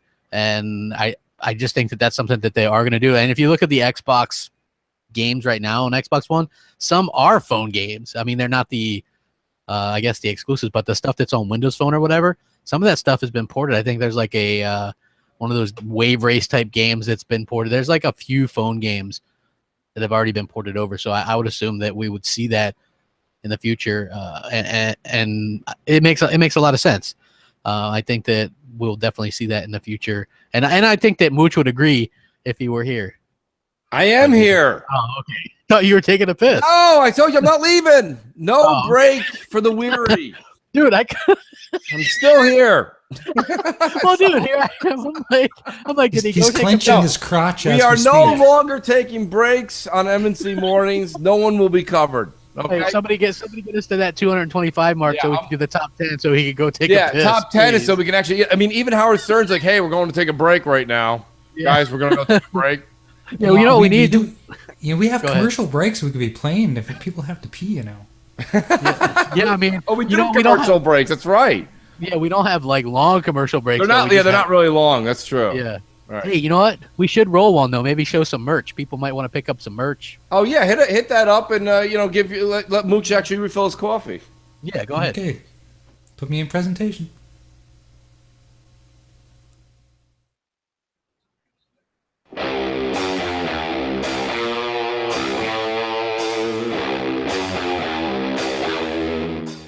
Hey everyone, Crap Gamer from MNC Mornings here, and maybe you're a bit of a geek or a nerd and people push you around a bit, huh? Well, if you roll up into the cut wearing an MNC Morning shirt, suddenly you're a Billy Badass, and you might even get someone to kick it out wide for you too. Well, we've got all your MNC Mornings merch right here in one spot for you. Or maybe you want a 4K makes you a better gamer shirt, or perhaps even in the highly coveted Crap Gamer was right shirt. I know that's a personal favorite of mine. We've got it all. iPhone cases, Android phone cases, classic MNC Morning logos on mugs, travel mugs, and more. Support your favorite morning show by buying some of our kick-ass merchandise. You know you want to. Links for it all in the description below. Thanks for supporting MNC Mornings. Hell yeah. And Def Jam Bam actually bought a couple of those 4K Make You a Better Gamer t-shirt. Like, shout out to the people that realize that that's just a really funny joke. Because the Xbox or because Sony was the ones that said 1080p make you a better gamer. So I kind of like took that and made a little joke out of it. But yeah, I just thought that was a little bit funny. So if you guys do want to buy some of the merch, always feel free. We don't really make much off of that stuff anyway, but it's cool to have people go out there and kind of support the show and things like that. So definitely appreciate that. We should probably I'd like to make more commercials like that crap because I think we were supposed to, but me and you like during the week we're like, hey, let's meet up and do like a meeting and do this, and then that shit. Yeah, that all went through. Exactly. So let's go to our next. I want to hear what we got. Hobo Scratch on deck apparently. Hobo Scratch. Love it. Yeah. Yo, Mooch and Crap, what's up? This is Hobo Scratch calling. Just had a couple of questions for you guys. First, let me just say, love the show as usual. Glad to see Mooch is back. Sunday morning was a little empty without you guys, but hey, that's all good. But hey, I just got a couple of questions I wanted to ask you guys. What do you think is going to happen? Not saying that it will happen, but what happens if the Scorpio doesn't perform like Xbox wants it to, or like how we think it's going to perform? What if it fails? What do you think is going to happen to the Xbox or Microsoft, the Xbox brand at that point?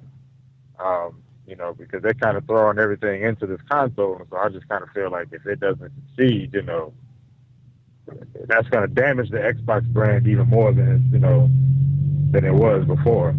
So that was the first question. And question number 2, I just want to know, did you guys know, as far as the backwards compatibility for Scorpio for the 360, is it going to be like it was with the original Xbox One? Is it just going to be like on a game-by-game basis? They're going to release them every couple of weeks or so? Or is it just going to be flat-out backwards compatible? That's all I had. Thank you. I'll let you guys later. Peace. Okay, good question. Like, I can definitely clear that one up for you. It is, the Xbox Scorpio is an Xbox One, so it'll play all of them. There's no like, will it? It just plays Xbox One games. You pop them in, and it plays.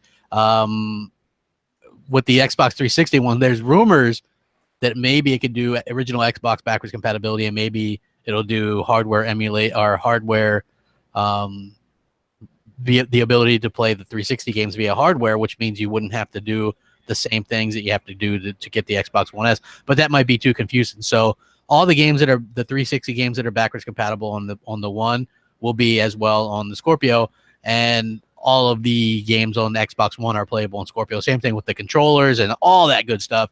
Right. It's all backwards compatible with the One. And as for your other question, we don't know what they have in terms of plans or ideas for success of Scorpio. They say, hey, it's it's not for the main gamer or whoever, you know what I mean? It's not for the casual or whatever. So I don't know what it is. As long as they're making money on their services like Xbox Live, that seems to be all they really care about.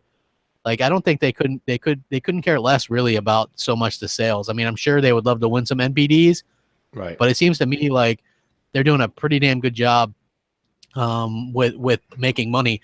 And flat out that their CEO came out and said they make the most money on their service than Sony. They flat out said it. Hey, we make more money off Xbox Live than any other network.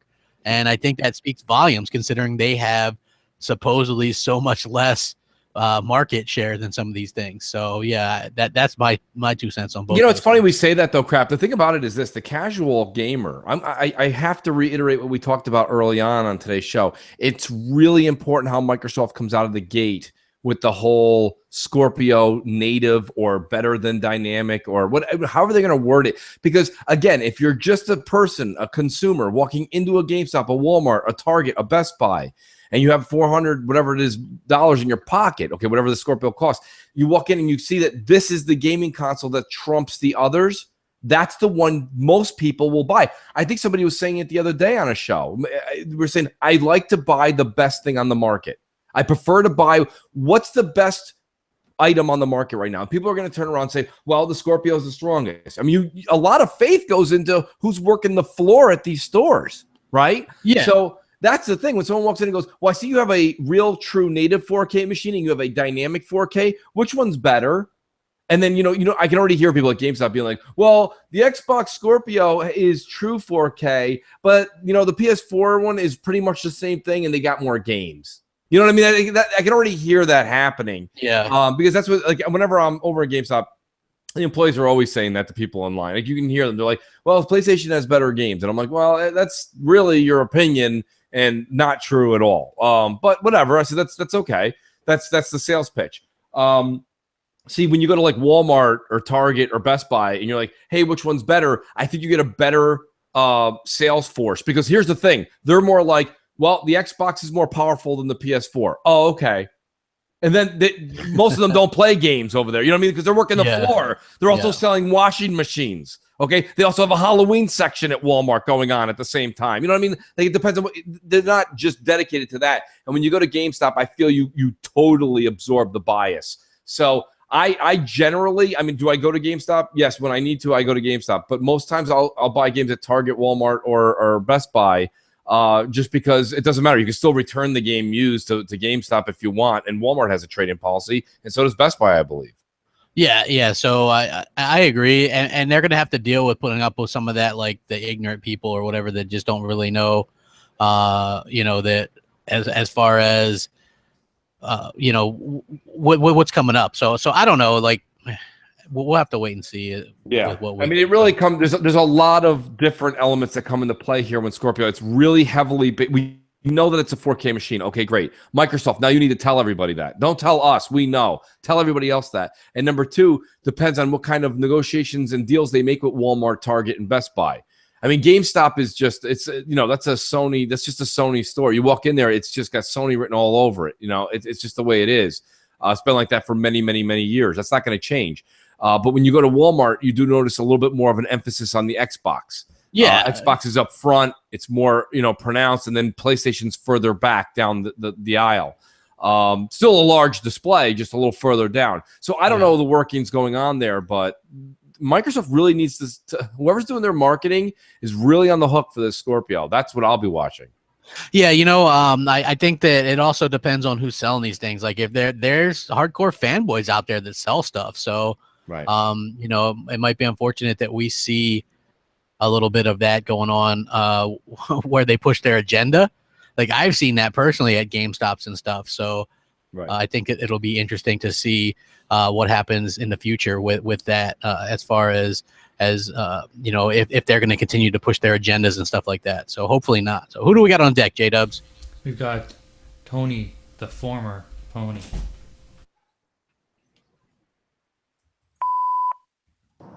Hey Mooch, hey Crap, it's Tony, the former pony. How you going?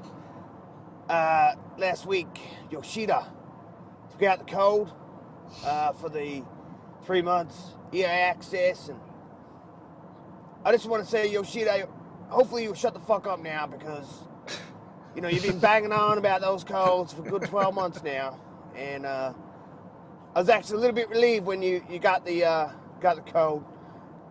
Now I won't have to put up with you whining, and then. But I sort of quickly brought Yoshida back down to earth late that week, the following week. I took him out, finally, in Mortal Kombat. That's right, in the Mortal Kombat tournament, Tony the former pony took Yoshida to the cleaner. And it was over. So 6-3, I think, was the score. I took him out. He was confident too. He tried all these sort of tactics. He was, and actually got a little bit of help from Cortana. Halfway through the match, Cortana popped up on his screen. I went to town on that motherfucker. So anyway, guys, catch the video. It's on Supersonic Station's channel. Have a look at it. It's pretty funny. And have a great week, guys. See you. Bye. Tony the former pony, so good. So good. Yeah, always that's good to hear awesome. from him. Absolutely. We're changing one customer over at a time, Crap. That's all. Yeah, exactly. He used his sister's PSN account as well. So something like Princess 448 or some shit like that. So that's that was a good Mortal Kombat tournament that they were running. I think that was a pretty damn good tournament. Well, and that gave an idea, Crap, that this whole arena thing that's coming down the pipe is going to be something huge. Really big. I like that, and I would like it even better if the whole arena, like the if you will, the March Madness schedule thing that they have is up on Xbox Live, so everyone can actually tune in. People would actually tune in more than just the Twitter thing that Supersonic was doing. That was really cool. Yeah. So, yeah, shout out to Danny Boy and all them. That was great work. Danny Boy. Yeah, it was awesome work. That's what I always call them. So. Yeah, dude, I agree 100%. So, who do we got on deck? J-Dubs. We've got Robbie Pablo. Robbie Pablo. Yo, what up, Mooch? What up, Crap, man? This your boy, Robbie Pablo out of San Antonio, man. And Polygon released an article talking about the Xbox Scorpio dev kit and how it had that LCD screen on the front. And I just recently watched a video of Next Gen and what's the guy named Dealer, and I forgot the other guy name. Anywho, one of the topics they had was, do you think that little LCD monitor screen should come on the actual Scorpio? And Dealer was like, no, man, it shouldn't come.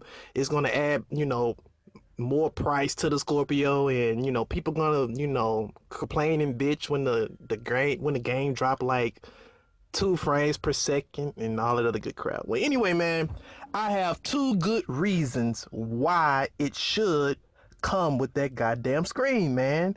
Reason number one, man, GameStop. Imagine this scenario, okay? We in the GameStop, man. You have Call of Duty in the PlayStation Pro, and you also have it in the Xbox Scorpio, right? I don't care what nobody say. GameStop is gonna compromise the Scorpio to look relatively close to the PS4 Pro. You know what I mean? And I think it would be a good idea to display what frames per second is going on and what resolution is in, just so they won't try to fool the public. You know what I mean? I mean, they won't fool us as in the know, but when you hand the public something right there in their face, man, you can't fool them. You know what I mean? And the second reason, man, is Digital Foundry, okay? At the beginning of the console war with this resolution crap, us Xbox guys swore to God, like, yo, Digital Foundry is against Xbox. Now, the Scorpio's here. PS4 fans are like, yo, Microsoft is paying off Digital Foundry. You know what I mean? So, I feel like you should put the screen on it to eliminate that. And Dylan was talking about people gonna complain about it missing 2 frames and this and that. So what? Digital Foundry fit to go through it with a fine-tooth goddamn comb anyway. So why not put it on display? You know what I mean? And if Microsoft is really talking about they got this true power, why not display your console constantly running at 60 frames per second and at 4K or whatever? You know what I mean? Because regardless if we can't see it or not, Digital Foundry is going to point it to the light any goddamn way. That way, you can eliminate GameStop trying to sabotage you, and on top of that, we don't have to wait on goddamn Digital Foundry to give us frames per second and all that. We can eliminate their ass too. We see it for ourselves, man. You know what I mean? And that's all I got to say about that, man. And before I leave, P.S. Larry Herb, I'm still watching you, goddammit. You better not give Francis a free goddamn Scorpio, man. I mean what I say. I'm out. Later, fellas. Yo, first of all, shout out to Robbie. Robbie, great message. But I do want to talk to what you're talking about. Listen, first of all, I think it's a great option, the LCD screen. I think it's great.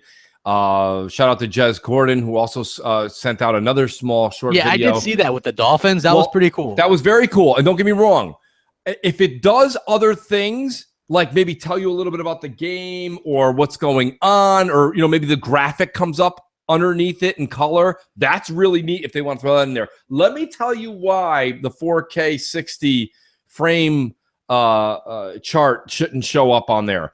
You're right. Is Digital Foundry going to do it? Yes. Does everybody watch Digital Foundries? Absolutely not. Number 2, you do have to realize, okay, and what's that game that just came out recently, crap? Ghost Warrior 3, Sniper Ghost Warrior 3? Yes, there Warrior 3, yeah. There are developers, and people are going to think it's crazy, but it's true. There are developers, and there are people that don't like Microsoft. And if you don't think that they'll put a game out that won't run, they did it already. There's people who said it. They're like, the Xbox One version doesn't run as good as the PS4 version. You don't think they're going to do that next generation or games they're going to, I'm going to use the word sabotage, but they will do things like that. And then they'll be like, we'll patch it later. Yeah. Some of the smaller ones might do that, but I think that the larger ones are going to want to showcase their titles. Not the larger ones. Yeah, but the like smaller ones, Sniper Elite, like whatever that game is, nobody like that game's not doing very well. Yeah. So they don't care. So they did what they did, and my point is what Dealer was saying on that show, okay, to kind of back Dealer up a bit here, was he was saying it's a major distraction, and it is. Like when you come home to play the game, do you need to know that you drop down to 59 frames for a split second? No, that's not something you need to know. Like your TV might even have a blown bulb in the back of it. You want a little like red dot that flashes that says bulb blown, and you can't do nothing about it? Yeah. No. So you don't need to have all these things going wrong, going right, and telling you. That's just not why we're, I mean, what are we? We're gonna go from we are gamers to we are technicians. Like, I don't know what we're like. That it doesn't really do anybody any justice. And like I say, there are going to be games out there that people are not going to put their whole heart into. Remember, we went through this, folks. Remember #LazyDevs? Yeah, We're out there. You Yeah, know, no parity. Yeah. Yeah, also some of the smaller ones might go, oh, well, there's a larger install base of the PS4, so we catered more towards that and then ported it over or whatever. So you could see that with some smaller stuff, but I've already heard that a lot of the big like AAA devs are already well on board with Scorpio and things like that. So we are 12 likes away from the top 10 countdown, folks. I think it's pretty hilarious. The top 10. So you definitely want to hit that like button. Pretty good. We went in there and knocked it out like professionals, and then Jay's like, "You forgot to end it." Yeah. So like, Jay did a little patchwork like usual. No, but a good, great question, honestly, Robbie. And I understand that you're saying what you said in your comments on that LCD screen are only in a perfect world, and unfortunately, we're not in one because right now, the minute you have the opportunity to sabotage or do something to that, just somebody will. So I can almost guarantee we're not going to get an LCD screen on the bottom. That was something to make things easier for the people that are the developers working on new games coming out. In the dev kit. This is not going to be the new VMU for the Xbox. It's not going to be a second screen that you can observe little maps or whatever on. It's too small for any of that. Yeah, and you know what's funny is the cost would go up immensely if that would happen. So you definitely don't want that to happen at all. Let's go ahead and run one more voicemail, and then we can do the top 10. Sure. Okay, we've got Luca on the second floor. Yes. Hey Mooch, Crap, J-Dubs, Luca here. My question for you guys today is, after what happened with Andromeda and Hitman, do you think single-player games are in trouble? Now, I was thinking that there's a chance that we'll start seeing more single-player games that have multiplayer elements, even if the main campaign doesn't necessarily warrant that. I think perhaps their publishers will make them, or the developers will choose to put it in themselves, just in case. Really interested in hearing your opinion, guys. I will talk to you guys later, and I hope you're having a nice morning. Bye! Luca's great. Yeah, you know what? I think that we probably are going to see less single-player, just only games. Most games will have multiplayer. Even Mass Effect Andromeda has a multiplayer aspect. And I just think that game is being hurt a lot by trolls and things like that. People that probably never even played it. I think Dealer made that point as well. That a lot of people just see the GIFs and run with that, and we're like, oh well, if it looks like that, I'm not going to play it. When the actual fact of the matter is, I didn't run into hardly any of those. Like you see the chicken walk GIF or the bad punch GIF. I didn't see any of that stuff. For me personally, I look at that as people kind of taking a dump on some of the games that I like, and that's unfortunate, so we might not see another Mass Effect game for a while, and that really bums me out. People, they did that to Quantum Break. They shit all over it for having it's funny though, Crump. That's been the narrative this past week when we saw that those studios were taking a hiatus or shutting down for a bit. I don't know if we can sit there and say that was the main cause. I mean, ultimately, I just go back to the whole nostalgia thing. A lot of times we sit here and we keep making something so, like, let me tell you this much. If you think Ken Levine, okay, who was the creator of BioShock, he did BioShock 1 and Infinite. If you think that 2K is going to be able to put together a new version, okay, you're probably going, well, hold on, Mooch. BioShock 2 wasn't his and it was okay. It was, but it was basically just 1.5.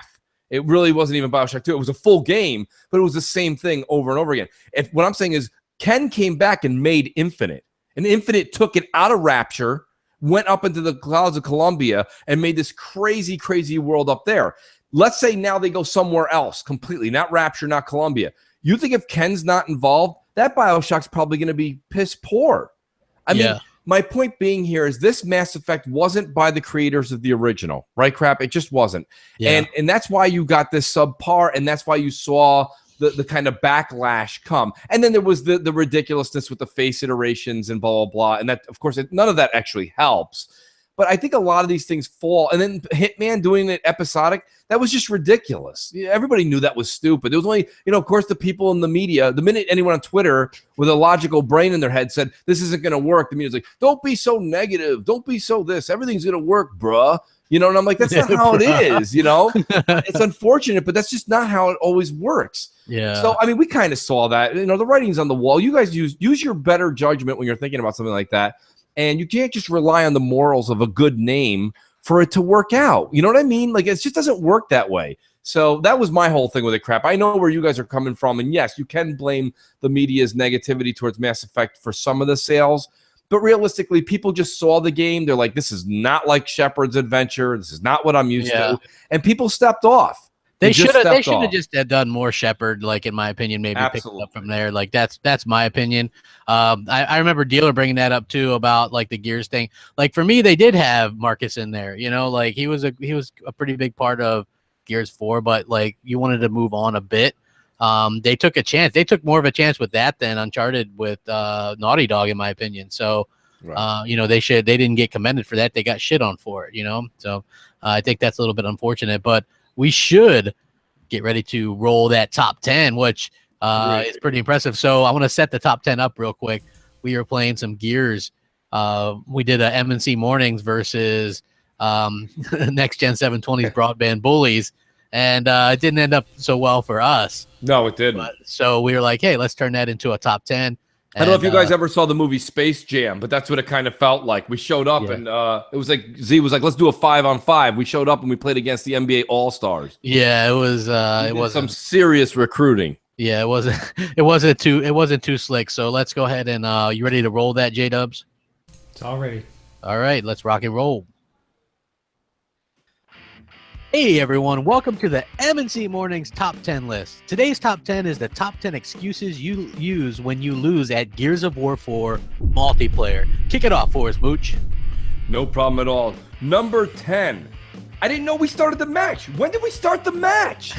I don't know, but it happens, and it sucks when it happens like every that. round. Yes. Number 9. What the fuck? My team sucks. This literally happens to me all the time. It's not me, it's my team, obviously. It's just how you got placed on your team. It's not your fault. Exactly. Number 8.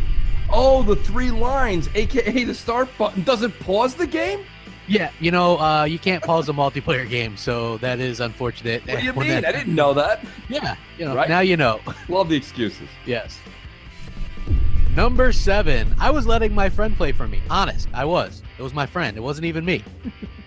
Of course, you weren't there. Yes. Number 6. That's not fair. You're playing on PC. Who uses a mouse to play video games? I don't know, but we kicked him out yesterday when we were playing against him. So yeah, we did. Number 5. What the hell? He's obviously hacking. Hacks. What's this all about? He's hacking. Look. Number 4. But Zombie Tom looks like one of us. He does. He looks exactly like us. They made that character so great that like it works for espionage for both teams. It's fantastic. It does. Number 3. What had happened was my controller broke or possibly ran out of batteries. Number 2. When locked up in a chainsaw versus chainsaw 1-on-1, too much B button is required to win. Those B buttons will get you every time, man. Well, they switched from A button. Now it's too much B button. Yeah, too much B button. And number 1, I couldn't concentrate over Def Jam Bam's soundbar. That thing is loud. Turn it down. Concentrate. It's way too hard to concentrate, man. Def Jam's got that thing cranking, and you got like the music going, and you're like, damn. Well, there's the 13th player on the field for football. That's the 6th player on the field with his soundbar working against us. He's like, hey, I got my soundbar. You can't even hear him because he can't hear us or whatever, but then you can hear his soundbar, and he's like, oh, I couldn't even hear you guys. What's up? Great top 10. Thank you guys for rocking out with us. We'll catch you next time, and if you have any suggestions for a top 10, let us know. We'll be happy to do that for you. Oh, you know what? That was a hell of a good job. Nice patch job. Yeah, that was a good patch job. That was like what I had in mind for that whole when I was trying to fool people with the fake mooch.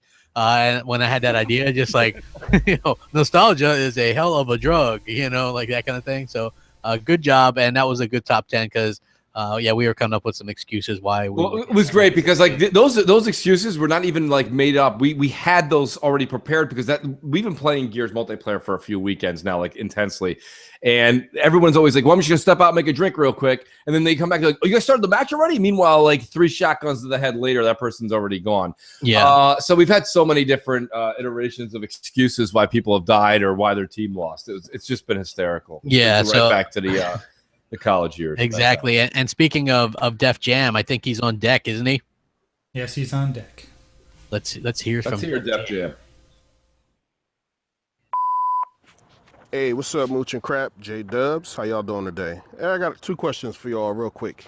I'm thinking Scorpio should release around September. I mean, hell, that'd be an early birthday present for me. But I think Scorpio should come out before all the big hitters come out. Because, you know, everybody will want the best version of whatever game comes out anyway. And second question, being that certain single-player games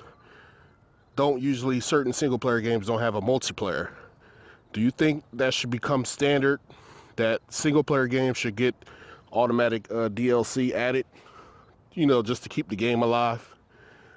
Because we've seen what happened to Quantum Break. Quantum Break was hot for a little bit. What the hell? Everybody stopped talking about it.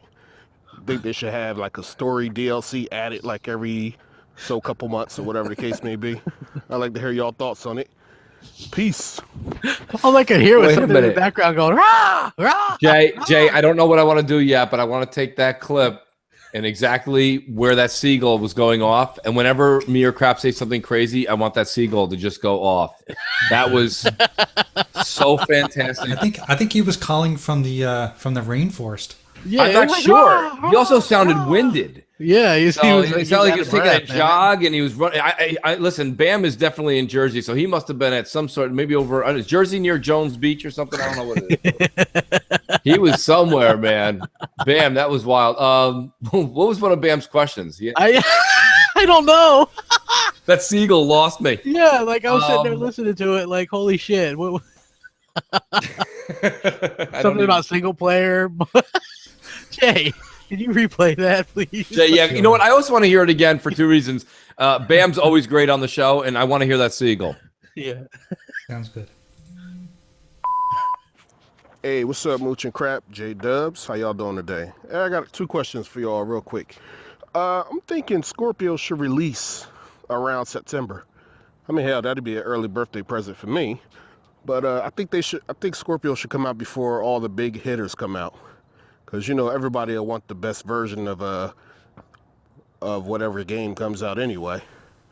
And second question, being that certain single-player games don't have a multiplayer, do you think that should become standard, that single-player games should get automatic DLC added, you know, just to keep the game alive? Because we've seen what happened to Quantum Break. Quantum Break was hot for a little bit. Then everybody stopped talking about it. I think they should have like a story DLC added like every couple months or whatever the case may be. I'd like to hear y'all thoughts on it. Peace. Yo, I'm sitting here writing down what he's saying, and I did too. And I start laughing. Why? I don't know. I was like, Scorpio release September? ? I think September would be great. I'm hearing October to coincide. Although the Redstone 3 stuff is September, and I heard that Scorpio supposedly supposed to release around that time. So it makes sense. We've said this, and not just us. A lot of podcasts. We're kind of all like skipping around the pond here. Let's put it this way. I don't know what the Redmond tie-in has to, what is that red? What is it? The Redstone 3. Redstone 3. I don't know what that has to do to tie in, but here's my thing. We've said it once, we'll say it 1,000 times. Scorpio, in my personal opinion, has to come out before the big 4 games this fall. Because and it makes sense. Doesn't it make sense that the Xbox One S came out in August, that they would do it again? I know we said that that's far-fetched. And listen, I'm not saying lock it in or anything like that. Lock it in. You heard it here. There it is, folks. No, I think either the end of August or early September is a very, very smart. because then you have Destiny 2 and all of the games coming out this fall that will play better on the Scorpio, and Microsoft can advertise it that way, because you're going to lose a lot of the Destiny people go, well, buy it on the PS4 Pro because it's technically going to be better, and I don't know when Scorpio, it's going to be a month or 2 months later. So like the whole thing is like, I think if they hit the end of August the way the Xbox One S launched, it can only help Microsoft, but they have to be prepared for that, and we won't know until E3. Yeah, I agree 100%. And I like that's Siegel. September or October would be best in my opinion. Don't wait till November. That's way too late. Way too late. And his other question was, should single player games get automatic DLC? I think that they should. I mean, like, would Quantum Break if that had gotten some kind of DLC, I think that would be beneficial to the game. Quantum Break should have had a horde mode. Yeah, like they could have done a horde mode easily, and I think that would have been great as well. It's unfortunate they kind of missed that, but I do think that it would be needed for sure. So I agree 100%. Oh, you know what? Before it's too late, I want to do some shout outs to some of the Patreon people. Let's see. Let's shout out my boy Josha Z. Yeah. Let's see. Dustin L, Lethal Papa, Longshot, Mark D, Jackal, Justin B, Max S, G-Man 209, Delilah HD, of course, Robert B, John S, let's see, Ethan, Dirt Griggity. That's what's up, Diggity. He just actually got his in last night, so that's awesome. Yes. Richard N, Killin' Dan, Snoopy, ooh-wee. Silent Bob X, of course, the Doug crew, the Doug podcast, Down Under with Stick Figure and those guys. Great people. You were on their show. Fantastic show. Yes. Adrian A, new one, Lady Foxfire. Thank you very much. She just actually did that yesterday, which we're very grateful. Thank you very much. Keegan, Christopher M, Mark B, John B, Frodo86, thanks, bro. And the reason why I'm reading all these is because we missed last week as well, so I figured I'm just going to shout out everybody. Sean D, Ruben D, Alex B, who I believe is Space Cat, Elliot B, Ray Barada, always good to hear from you. Jason, Shadow, Dan M, the dude. What was the dude who you told me he didn't want us with the name? What was his name? Reaper or something like that? Yeah, Death Reaper or something. Yeah, like Death Reaper, something like that. Yeah, yep. Sorry about that. Yeah, Death Reaper. Daniel H, Manco, the PlayStation Bra, Siberia. Thank you guys all very much for everything you guys do and the support. I'm gonna go ahead and read some more too. Gus Bus, Chris H, Michael C, Valkyrie, Cool Fusion, Kareem H, Joshua R, Jermaine, Lewis, Michael L, and Kyle P. Thank you guys so much for outstanding. Yes, you guys hear that list of names? That's how many people are supporting the show, and we hope that you enjoy. You guys got to see the new wheel, how full it is. Yeah, so you know what? We're gonna save. That's right. Let's save the Patreon one for last, which is everybody that donates at least $1 a month. Which, hell, man, if you're like, you spend more than that on gum, so for $1 a month, you can you're entered to win a game or a year of Xbox, whatever you want, basically within that amount. And so I'll never say that we're unappreciative. We aren't patting our pockets with this stuff. It's helping us to put our show on iTunes. It's helping us to give away these games. It's helping us to do stuff like that. So let's roll for the Gears of War game. So this is for the Gears of War 4 digital game. Yes. Let's do it. Donated by Adele something, South Soul or something like that. We gave him a shout out on the ticker this morning. Okay. So here it goes. No whammies. No whammies. Let's go. Always great to see this. Yes, I love the Wheel of Wonder. Man, you must have given an extra spin. Look at that thing. There's so many names, it's weighted. Yeah. Yeah. Here we go. Gears of War 4 goes to Xbox Trigger. Xbox Trigger. Oh, wait, no. No, it's Xbox Trigger. Yeah, it is. Okay. Xbox Trigger. Xbox Trigger. It looked like the thing is, here's the thing. I'm actually glad, no offense to Space Cat, but we know Space Cat has Gears of War 4. We played. So, absolutely. So yeah, congratulations, Xbox Trigger. If you didn't have Gears 4, you got it now. Or so you got that, and then we're gonna spin it again for a 3-month card, courtesy of Jeremy Downer.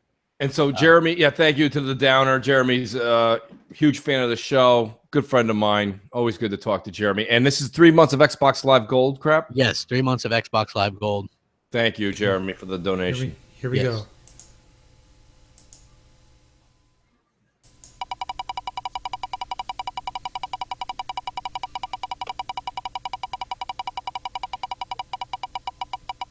Let's not go over $1, Jay. Okay. Here we go. Here we are. Oh, I see bankrupt. 3 months goes to Tony, the former pony. The former pony, which is great. Yes, nice. He could probably use that. That would be awesome.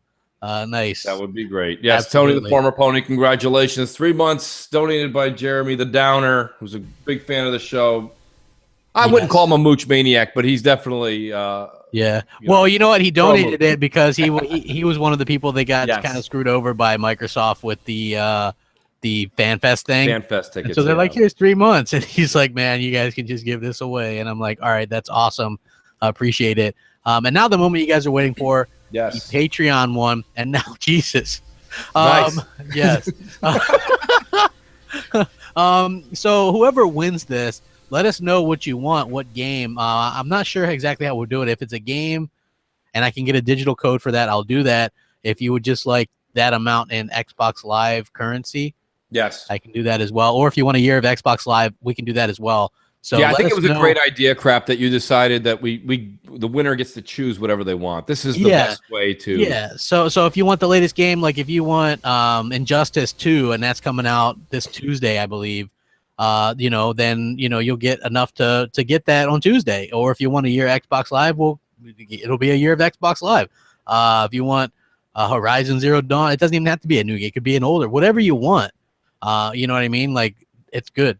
We'll do it. So that's what you get for supporting us, only for as little as $1, And if you want to support us and don't want the monthly charge or whatever, and you have codes or whatever, you can do that too, and we'll throw you in on the ticker and shout you out as well. So absolutely, you can support us in any number of ways, and we really appreciate it. Let's go ahead and roll and see who's going to win this, Jay. Okay. Just want to apologize for Dirt Griggity for coming in too late to be on this month's wheel, but for sure it was supposed to be spun last week. Yeah. This is exactly. It was supposed to be spun last week. So how about we put him on twice next month? We could put him on 2 spots, that's for sure. And the next wheel one won't be a month from now. It'll be probably in 2.5 weeks from now. So right. Yeah, it's not going to be that long of a wait. So we'll definitely do that. Okay, here we go.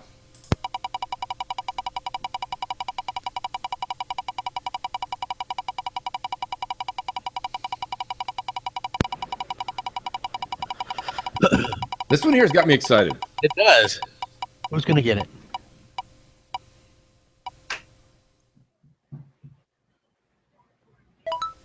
Robert B. Nice. Yes. So Robert, get a hold of crap. Let them know what you want, or any of us, or J-Dubs, and just we let have us his know. info through Patreon, so we could email it to him.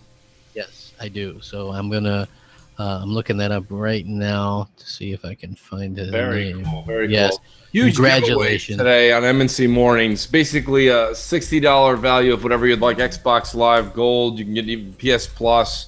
Any game you want on any system. Yes, absolutely. That is completely awesome. We really appreciate it. Thank you guys so much for the support. You know what? Maybe people want to hear our new jingle before we go. Jay, is it possible to roll the jingle? Can we just go into the outro? You may as well keep me in presentation for the rest of the show. Okay. I will. Well, you get your time in the spotlight as well, Jay. Damn right. The third, brother. My fancy new shirt. Yes. The cigar. Enjoy. Hey guys, everybody, thanks for coming out to MNC Mornings this morning. I hope you enjoyed the jingle one more time and the outro. We'll see you guys again next Sunday. And we also have the Patreon 1 hour special coming out this week. Probably going to be tonight because could be tonight. BGST is going to be pushed till tomorrow. So, yeah. All right, cool. Enjoy your weekend, everybody. Happy Mother's Day.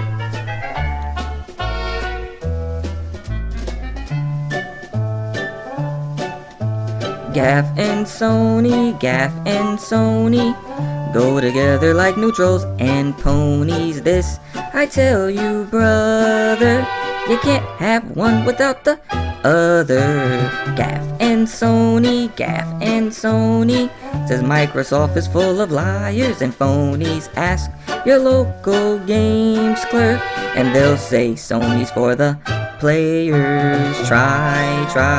Try to separate them, it's a collusion. Try and you will only come to this conclusion. Gaff and Sony, Gaff and Sony go together like neutrals and ponies. This I tell you, brother, you can't have one, you can't have none, you can't have one without the other.